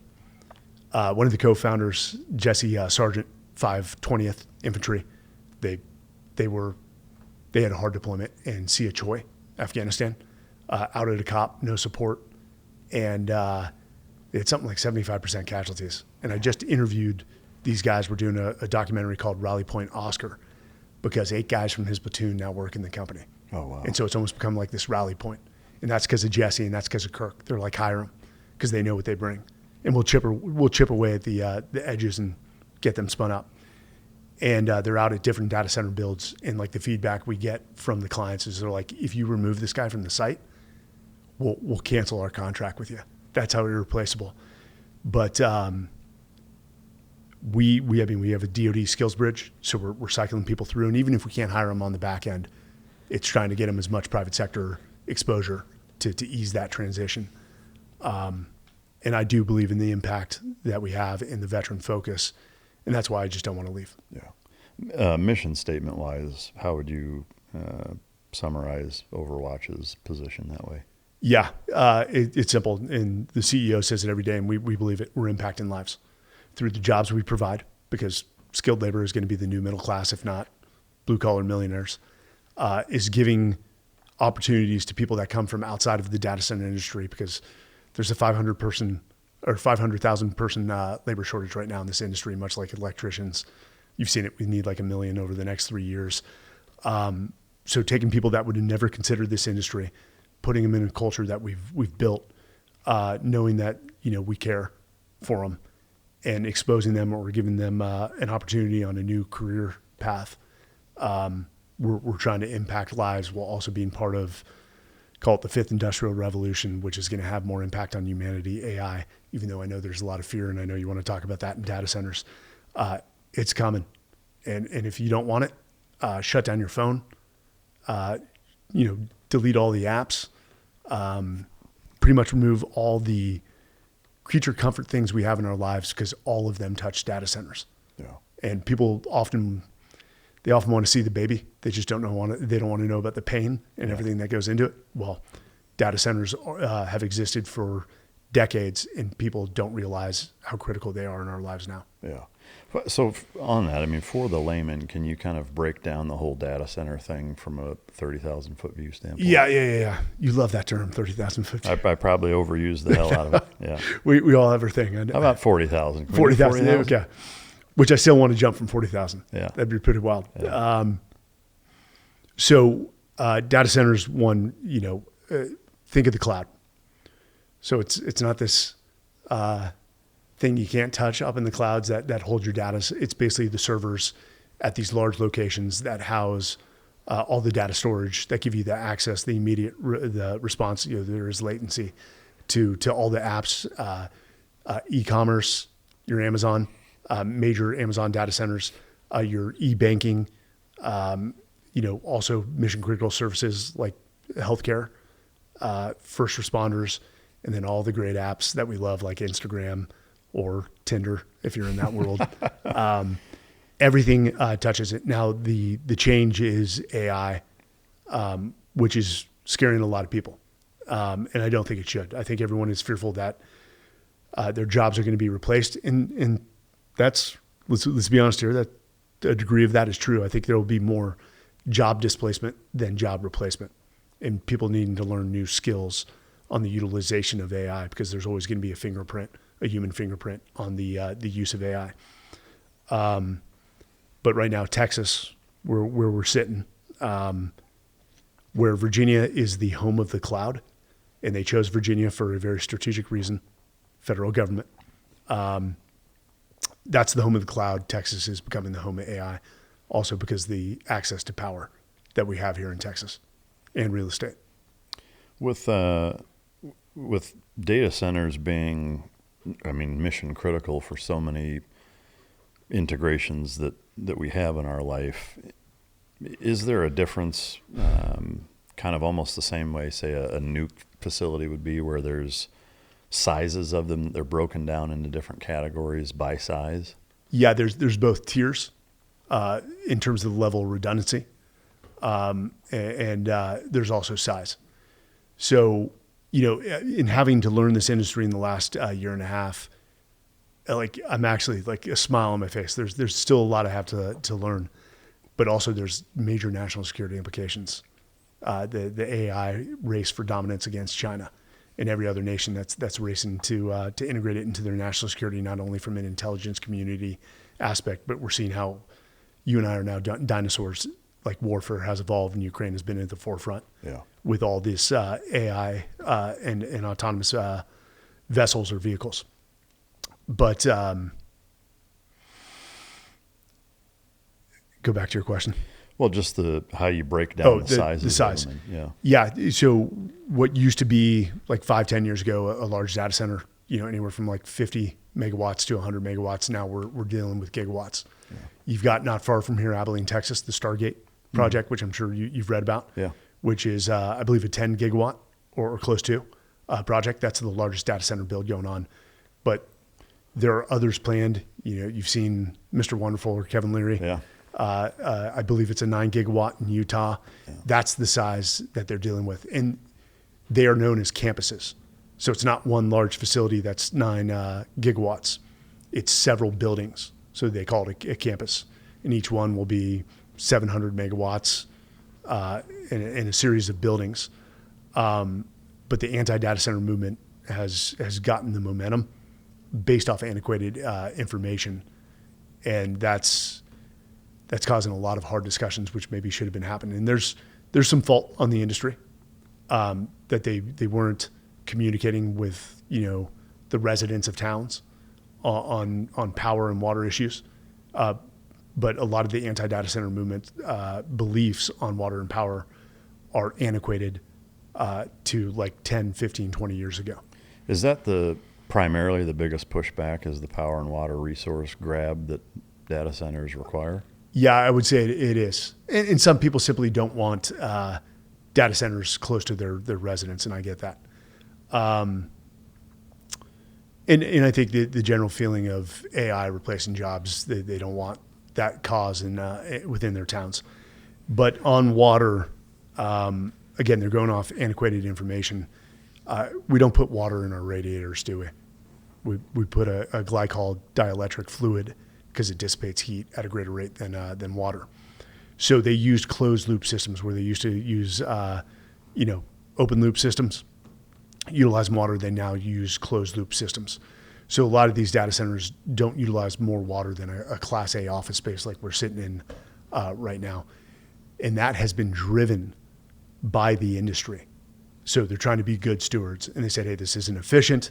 We're not being good stewards to the communities. So they developed this closed loop system to solve the water issue. And maybe it's a lack of communication on the part of the industry. And they recognize that and they're making changes.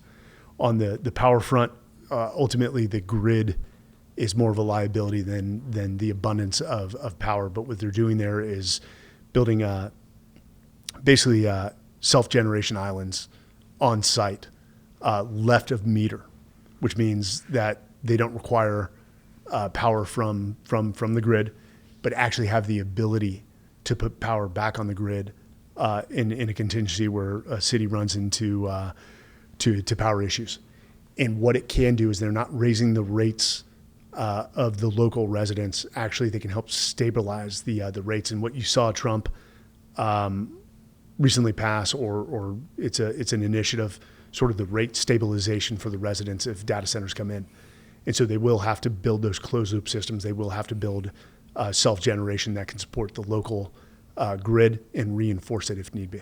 I assume that's like diesel generator type. Natural gas. Okay. Where I do think it'll go, and I think as a whole the nation is going to go, is, well, let me say this. The Navy's been using nuclear power to power not only aircraft carriers, submarines before that, for over 60 years now with almost zero incidents. Yeah. We've got this down. It is safe. I think when you bring up the word nuclear, people naturally think nuclear weapons and destruction. Yeah. And there is a great, if you may have seen this, Oliver Stone did a documentary called Nuclear Now. I haven't. Yeah. You got to go watch it. Yeah. And, Oliver Stone, you naturally think it's going to be negative. He's dispelling a lot of the myths around nuclear power. So if you've heard the term small modular reactors. Mm-hmm. Yeah, to me that makes the most sense. I mean, I think even state by state leave data centers out of it for a second, is just the antiquated grid system that exists now and how vulnerable it is here in Texas, which is starting to rival California with rolling blackouts just with the influx of population. To me, it seems like a no-brainer to me to have small, safe regional facilities across every state. Each state would require, however many depending on population and demand. To me, that I don't know what the argument is against it, honestly. Zero emissions. Yeah, I mean, to me, it's baffling. I mean, especially given where we're at.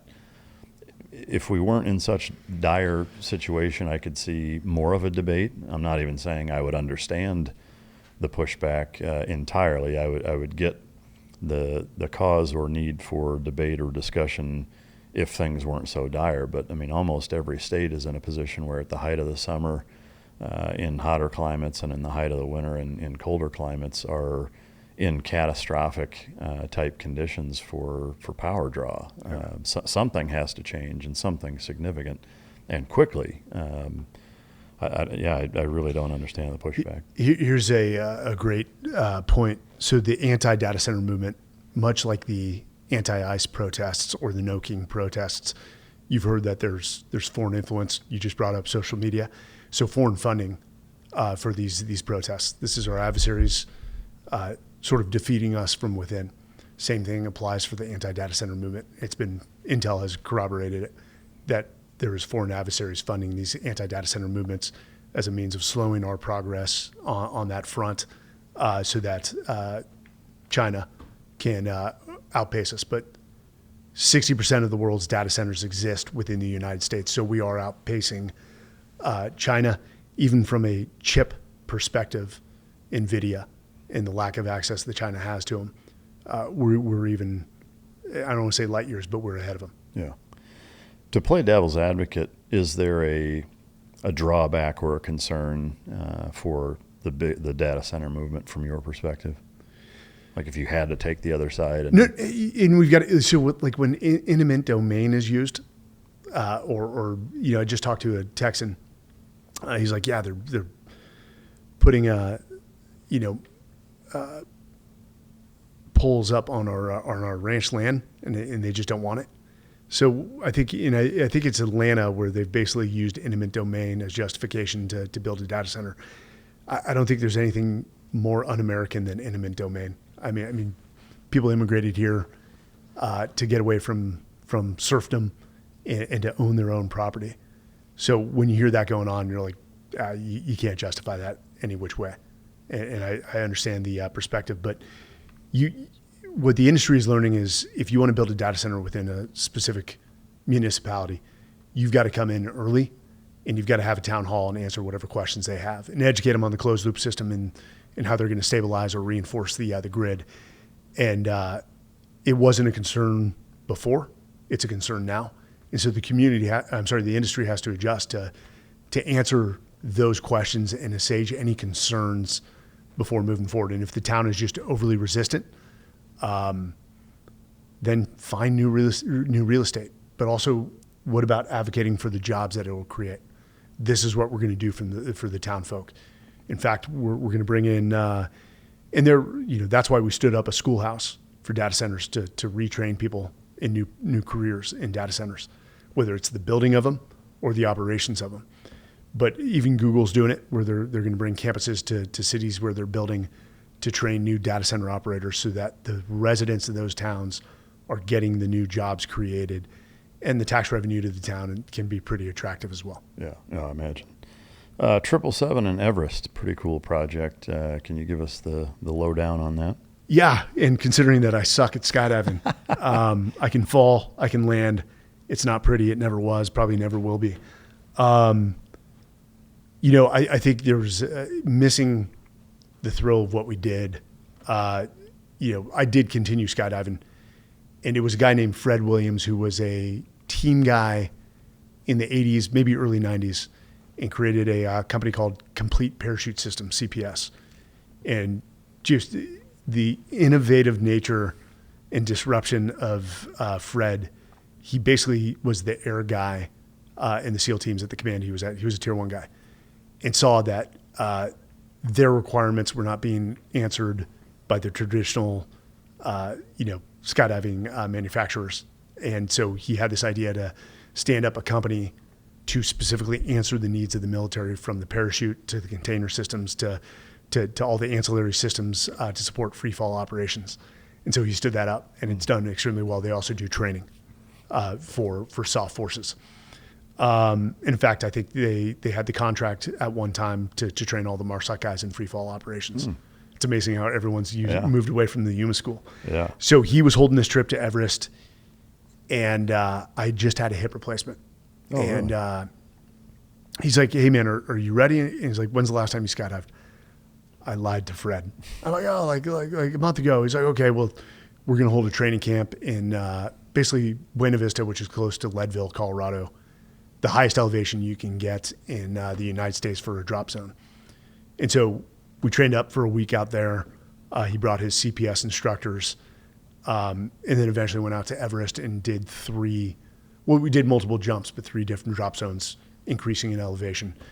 And that had to be one of the coolest trips of my life. Nepal in itself, and if you hike into the Everest region, is just the terrain is so dominant. It makes the Rockies look like the hills here in Texas.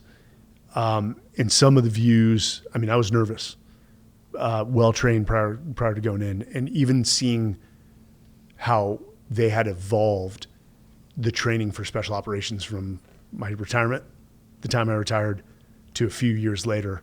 Like, the guys that are within the SEAL teams are so better trained than we are now in free fall operations. Yeah, it was probably one of the most impactful trips of my life. I needed it. Everything went right. Great group of guys, all vets on the trip, to include the CPS instructors.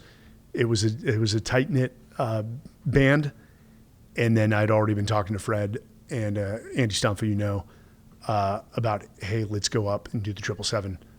For those that don't know, 777 has been in like the skydiving community for like ages. This feat that nobody was able to figure out. And multiple people had tried, people with a lot of money in private jets. And in fact, somebody tried it the month after we pulled it off, and they had a private jet where we were flying commercial air because we couldn't raise enough money for a private jet. Yeah. And we knew we couldn't. We didn't even try. And commercial air throws a variable in the mix that, it's totally out of your hands. Uncontrollables and controllables. But it took 18 months of planning. Wow. It was, we were looking at routes. We had talked to people that had tried it before. That was the hardest piece. Then looking at the airports, once we selected locations and the right route, and identifying which airports made the most sense, the delay rates, the baggage loss rates. We had a matrix like this, and it was a logistical jigsaw puzzle that nobody was able to put together. And the phrase, amateurs talk tactics, professionals talk logistics. That's all it was. And so what we did during those 18 months ultimately set us up for success, but we ran into contingencies. I'll give you 2. You'll like this one. So 18 months of planning. We had a list of contingencies. I had a battle book that I carried with me on the entire trip, and in really small print on the main cover, because we had this emblem, was that if this trip fails, it's Andy Stumph's fault. I've got to pass the buck. Yeah. So we knock out Antarctica, which was just cool to even step foot, but to skydive, like, that started off the trip, and guys were I don't know if we were going to beat that jump. We did. But on each continent, we jumped in honor of one of our fallen while raising money for Folds of Honor. So that was the purpose behind it. We're going to memorialize our guys for this trip that they would have loved to have been on. And they would be happy for us, the fact that we get this once in a lifetime opportunity. But knockout Chile, red eye to Miami. As we land in Miami, guys turn on their cell phones, and all of a sudden we're getting all the text streams, all flights canceled. The week we pulled this off in January of 2023, the NOTAM system shut down for the first time since 9/11. And so we still need to knock out a jump in Miami, but none of us have the faintest clue how to solve this. And it was our lone JTF2 guy, Glenn Cowan, great guy, who said, let's get a private jet. And we're like, hey, bro, we've already exhausted our funds and what we raised. Like, there's no way. And even then, the airspace is shut down. They're not letting flights into the United States or letting them out. And he said, well, let's just get it. The second it's lifted, we can depart. And so he got on the phone. We all got on the phone to good Americans and good Canadians, and they put the money in to get us a private jet. That's the only leg we flew private. And once it was lifted, we were behind the timeline, but we took off. And it was funny. Guys ran in to get seats. Guy named Mike Barker. I don't know if you know Mike. We ended up on that L-shaped couch, and I know this sounds like we're complaining on a private jet, but it is like a 90-degree couch. And he and I are trying to sleep, and I'm looking at him, and I'm like, Mike, just take the couch. So I slept on the fuselage, and it was the coldest flight I've ever taken. Guys are like, oh, that was great. I'm like, you motherfuckers. Next time I get a seat. But when we arrived in Spain, this is a good story. The cloud deck was at 1,000 feet. I'm talking a blanket. From 1,000 feet to 4,000 feet. Wow. You couldn't see the sky. And we still went up and we're saying, hey, maybe it'll break. There'll be a break and we can see the drop zone and we jump. So we are like 12 guys in this Porter, which is a small aircraft. And like I'm at the very back and I'm like, get me off this plane. Spanish pilot who doesn't speak English. Mike and Andy, two of the more experienced guys, are the jump masters. They're looking out. And they're talking to the pilot, like, where's the drop zone? And all she's saying in Spanish, like, below us. And they're looking out and they can't see anything. They're like, that doesn't help. And it was, I think it was Andy who just looks outside, looks back at us and just jumps. And then the next guy and the next guy and the next guy. And they're like, if he's going, we're going with him. And we pulled it off. Some guys had to drop or land off drop zone in a farm field, did it safely together. Some guys made the drop zone. It was just sheer luck of where you came out of the clouds. But we continued on. The Egypt jump over the pyramids was by far the best jump. And we have this iconic photo of four of us linked up with like the pyramid tip right below us. Yeah. And went on to UAE where we had massive problems with egos for the Arabs that were supporting it. And so we were supposed to jump onto the Corniche beach, and we simply told them, no, we're jumping here at the drop zone, Abu Dhabi skydiving. We got it done, moved on to Perth, and then, we did it in 6 days, 6 hours, and 6 minutes. The closest record was 6 continents, which was like 8 days, 14 hours, and like 10 minutes. Yeah. So we shattered it. Wow. All due to that logistical planning that we put in place. Yeah. The game is won before you step on the field, right? Yeah. That's incredible, man. I would say with most veterans, there's an itch that needs to be scratched that's centered around hyper adrenaline, high octane fueled experiences for pretty obvious reasons. What do you think separates the guys that go that route of skydiving challenges, building businesses, turning it into a positive versus the ones who kind of downward spiral into a bottle or pain pills or, struggle in that way and use that as their escape? What makes one guy do one thing and one guy do the other with a similar background? I know you've probably had this conversation at least 1,000 times with your boys. I mean, to a certain extent. Yeah. I mean, I know why I think, but. In one, I was with the guys that we just discussed on the text stream, talking about that same thing. I don't want to say I'm almost tired of this conversation, but it's just like the same conversation. Nobody can figure this out. My belief is you step into the military culture where, one, you have to be selfless. You've got to subordinate your needs for the good of the team. And it is a tribe. Like, you spend more time with those guys than you do your own family. And you go to the proverb of the blood of the covenant is thicker than the water of the womb, which means the blood shared in battle is thicker than your own ties with your brothers or sisters if you have them from the same womb. And I believe that to be true. I'm close with my brother and sister, but there's just a different relationship with the guys I've served with. And you often stay in these teams when you come in.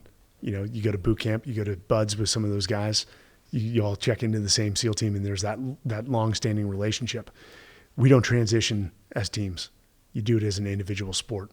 You get your DD-214, and you've been a part of one culture, which is seared in your DNA, and then you end up in the civilian world where the culture just is vastly different, and it has to be. It's not a culture of conformity. People are more let's say their drive is more selfish in nature. They're more coin-operated. When somebody says, I give you my word, it means a different thing than from where we're at. Somebody's going to follow through on their word, even if it means they come out of their pocket or their safety's at risk. And you lose your tribe. And since 1% of the nation serves, it's hard to find people with that common thread that understand what you've been through. And that is just a shock to any system. And I understand why some people spiral and they can never get past that. But, I took an approach of, okay, I can use combat and what we've been through as an excuse for everything, or I can take what I learned from the military, which the military is the greatest leadership incubator in the world. It's not Harvard, it's not Stanford. They produce very strong practitioners in business, but not necessarily leaders. And apply what I learned while learning a new skill set, the skills of business, which I'm 8 years retired and still very much learning. Made a lot of financial mistakes. And just be a FNG again. And I didn't mind that. I was an FNG my entire career. Barely gained credibility in the recon community, moved into the SEAL teams, moved to SEAL Team 3, I'm an FNG, maybe got some credibility towards the end of my third deployment, go be an FNG again. When I start to get credibility, my career's done. Go in with the mentality of that just wanting to drink through the fire hose, putting your past behind you other than the lessons that will serve you well in leadership and how to build high-performing teams, how to build great cultures, and then learn the new skills of whatever your trade is, whether it's being business operator, an accountant, sales, or even in the trades, and go in with that same vigor that you had when you were 2019 going through BUDS, and just give yourself grace and time. And that's hard for some people. And I have empathy for it, but empathy needs to be followed up with a plan of action. We can sit here and complain, or we can put a plan in place. And we all know, I don't drink anymore. I did drink when I moved to Austin. Let me just say that was rather unhealthy with some of the behaviors that were a byproduct of that. Is the dependency or using alcohol or any other substances to blunt the pain is just masking what you have to face. And you've got to face the trauma. But you and I have a very unfair advantage with all the resources to the SOF community, whether it's Ibogaine and the amazing work that's doing for guys, if it's the Navy SEAL Foundation and all the foundations that support the SOF units, you have access to resources to heal you, where those 18-year-olds that served in the infantry or, regardless of service or were with the conventional military have very little support. And nobody wants to go through the VA system because we know how, while well-intended, how inept that is. Yeah, 100%. For me, the perspective that I've gained in doing, a few hundred interviews over the last 8 years and just having friends, some that I've seen go down each perspective path, the kind of deduction that I've made is, and maybe it's oversimplified, but it really boils down to just purpose. Is that if I look at the guys who I've seen and have known well enough to know what they're doing and how they were before and after, et cetera, is that the ones that scratch that itch in some sort of way, whether it's motorcycles or parachuting or whatever, versus the ones that don't, is that when they transition out, they find their why. They find something that makes them want to get up in the morning, that they're proud of, that feels like it's a something bigger than themselves, or there's a good reason to do it. They're driven to do it, and it's really that's the one thing. It's the only singular thing that I've seen that differentiates those two paths. And it goes back to the oldest question in the world is, why are we here? And I think that's it. It's to find a purpose. An impact. To be, yeah. I'll say this. One, I can give a vet my opinion. I don't have this figured out. And in fact, I tell vets, especially from a business perspective, don't talk to other vets that have been out for 5 years. They're still trying to figure it out. Yeah. It's like a one platooner trying to mentor a new guy. Talk to people that never joined the military, warriors within their respective professions. But with regards to purpose, I have said this. I'm like, you almost have to fake it until you make it. Yeah. Nothing's going to replace what we had before. but fake it until you make it, become really good at what you do now, whatever that profession may be. And when you become irreplaceable or the go-to guy for your company or whatever organization you belong to, you'll feel that sense of pride again of like, hey, I'm needed, I'm impacting people, I'm training people. And trust me, even when I founded my company, like I had to fake it until I made it. What's the old says, I want to be in executive search. I want to be in recruiting. Like if you had asked me that 5 years, even before I retired, I'd been like, get the hell out of here, dude. That sounds boring. Yeah. And it was in some degree, but we were placing vets into companies and helping them start their first career, if not their second or third job out of the military. And that drove a lot of purpose, and that drove a lot of the feeling that we were impacting lives. Yeah. Yeah, I think, and I would add, put the same amount of passion and effort into whatever it is that you find post-service that you did while you were in service, and that's a hard recipe to beat. Books and film, you got The Unsung of Arlington, Final Flight, The Men of Extortion 17, and Man of Honor, the Michael Monsoor story. Can you tell us about those that are coming up for you? Yeah. Funny enough, where did the relationship with Fox start? And I love Fox. Man, every time you walk into the headquarters in Fox, the leadership is phenomenal. The culture is great. The people are the top of their game. And even the TV personalities that we see on every night, they are the kindest people in the world. Like, hey, let's go have dinner after this interview. Like, they actually cared. And that's why I'm loyal to Fox. But it was that 777 we went on Fox and Friends, and we got to meet the executive producer at the time, and now he's a executive vice president of Fox Nation. And that's how that relationship started. And I kept up with him. He actually, those guys work very early in the morning to be ready for Fox and Friends. And we had this crew from 777, a lot of guys and he's like, let me take you to the World Trade Center Memorial, which a lot of us had never been. It was my first time. Though he was exhausted, he took us, and that's a long tour. It took us like 3 hours to work through that building. So kept up with that guy, and he called me and he said, hey, we're going to do this series where we tell the stories of lesser known vets laid to rest at Arlington. And some of them are not. Like we did one on John Bassalon, who's well-known Medal of Honor winner Marine from World War II. But he's like, we want you to host it. And every time I go on TV, I'm not comfortable. A lot of us are working from a deficit. I'm sure you had brain scans. Like I had 50% cognitive degradation. Some TV hits go well. Some are in abysmal failure. I'm not going to quit. I'm just going to get better with time. If you're authentic and you tell what you say, it works out. But we did the first series of Unsung of Arlington in diving into these stories from the Revolutionary War all the way to the GWAT. I love telling the stories of other veterans. I will always put other veteran stories above my own. I know I'm here with a microphone. But it did so well that they did a second series, season. And we released that this past Memorial Day. And we release them every Memorial Day. What I would love to see is now to move to other things like Fort Rosecrans and do it on a recurring basis. But Fox wanted to do one on Extortion 17 because this guy is also tied to the Folds of Honor Foundation, which has a lot of SEALs, and he knows the impact of Extortion 17. And then they wanted to do one on Michael Monsoor because they know my story. And I don't host that one because I'm an interviewee.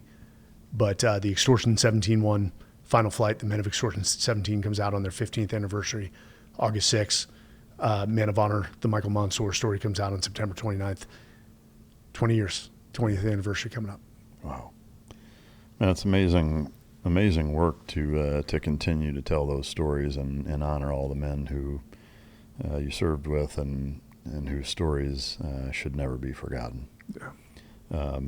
As we sit here, you look back at, your military career, professional career, family, the entirety of your life, what are you the most grateful for? Everyone that's been in it, and I know that's sort of a easy answer, but one, great parents, they laid the foundation.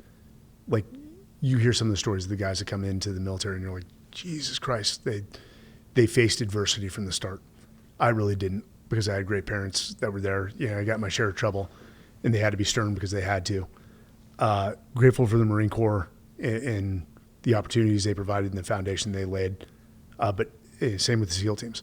Every single leader, and I learned more from my peers than I often did than my mentors, the guys to my left and right, because they each were great at something, and you would just ask, like, hey, show me how you're doing that and why you're so good at it. Grateful for my family and my ex-wife and kids that endured what they didn't ask to endure. Grateful that a woman, even with a checkered past, would give me a shot, and my daughter now. And every single guy I served with, every man and woman, and even the company I have now, we all have regrets. Let's just say I have few because of the people in my life and how they've impacted me and hopefully how I've impacted them. But what lays in front of me is going to be a result of the choices I make and the effort and the hard work I put in. And I'm excited. I know we're getting old. We don't get out of bed the same way. Body doesn't work the same way, nor does the mind. But that's just a deficit to work from. And there's no starting life from the same starting blocks. And I view it no different for the rest of my life. There's a lot more I want to accomplish, a lot more people I want to impact. And quite frankly, I would love to end up in a career where I'm just interviewing vets to hear their stories like you're doing now. Yeah. Like I said, we just interviewed 10 guys from an infantry platoon that went through hell. And there's a lot of stories of those guys. People gravitate towards the soft community because it's the sexy thing. Yeah. But there's a lot of those stories from the guys that were infantry during the global war on terror that didn't have the support and fought alongside one another like a band of brothers. Yeah. And I want to tell those stories. Yeah. I couldn't agree more. I feel the same way. I've had a few of them on, and sometimes I'm just like, man, how do more people not know about this? And there's just countless stories like that, and every bit as important, and in some aspects more important, because that conventional machine is what, like you said, allows us to win wars and fight battles the way that we do. Soft may shape some of the outer edges or pinpoint prick certain things here and there, but it's those infantry guys and conventional units that do the heavy lifting. No two ways about it. So hats off to all those guys. And if you have any recommendations for those guys on the show, please send them our way. But, well, man, Mike, I can't thank you enough for coming and sharing your story and spending time with us. And I just really appreciate you doing so. And it's been great to interview you and get to know you. Likewise, man. I can't thank you enough for the opportunity and get to meet you finally. I know we traded some either Instagram messages or text. But yeah. Thank you much. For the listener/viewer, I hope you enjoyed it. If you didn't, you can choke yourself. And until next time, this is Mic Drop.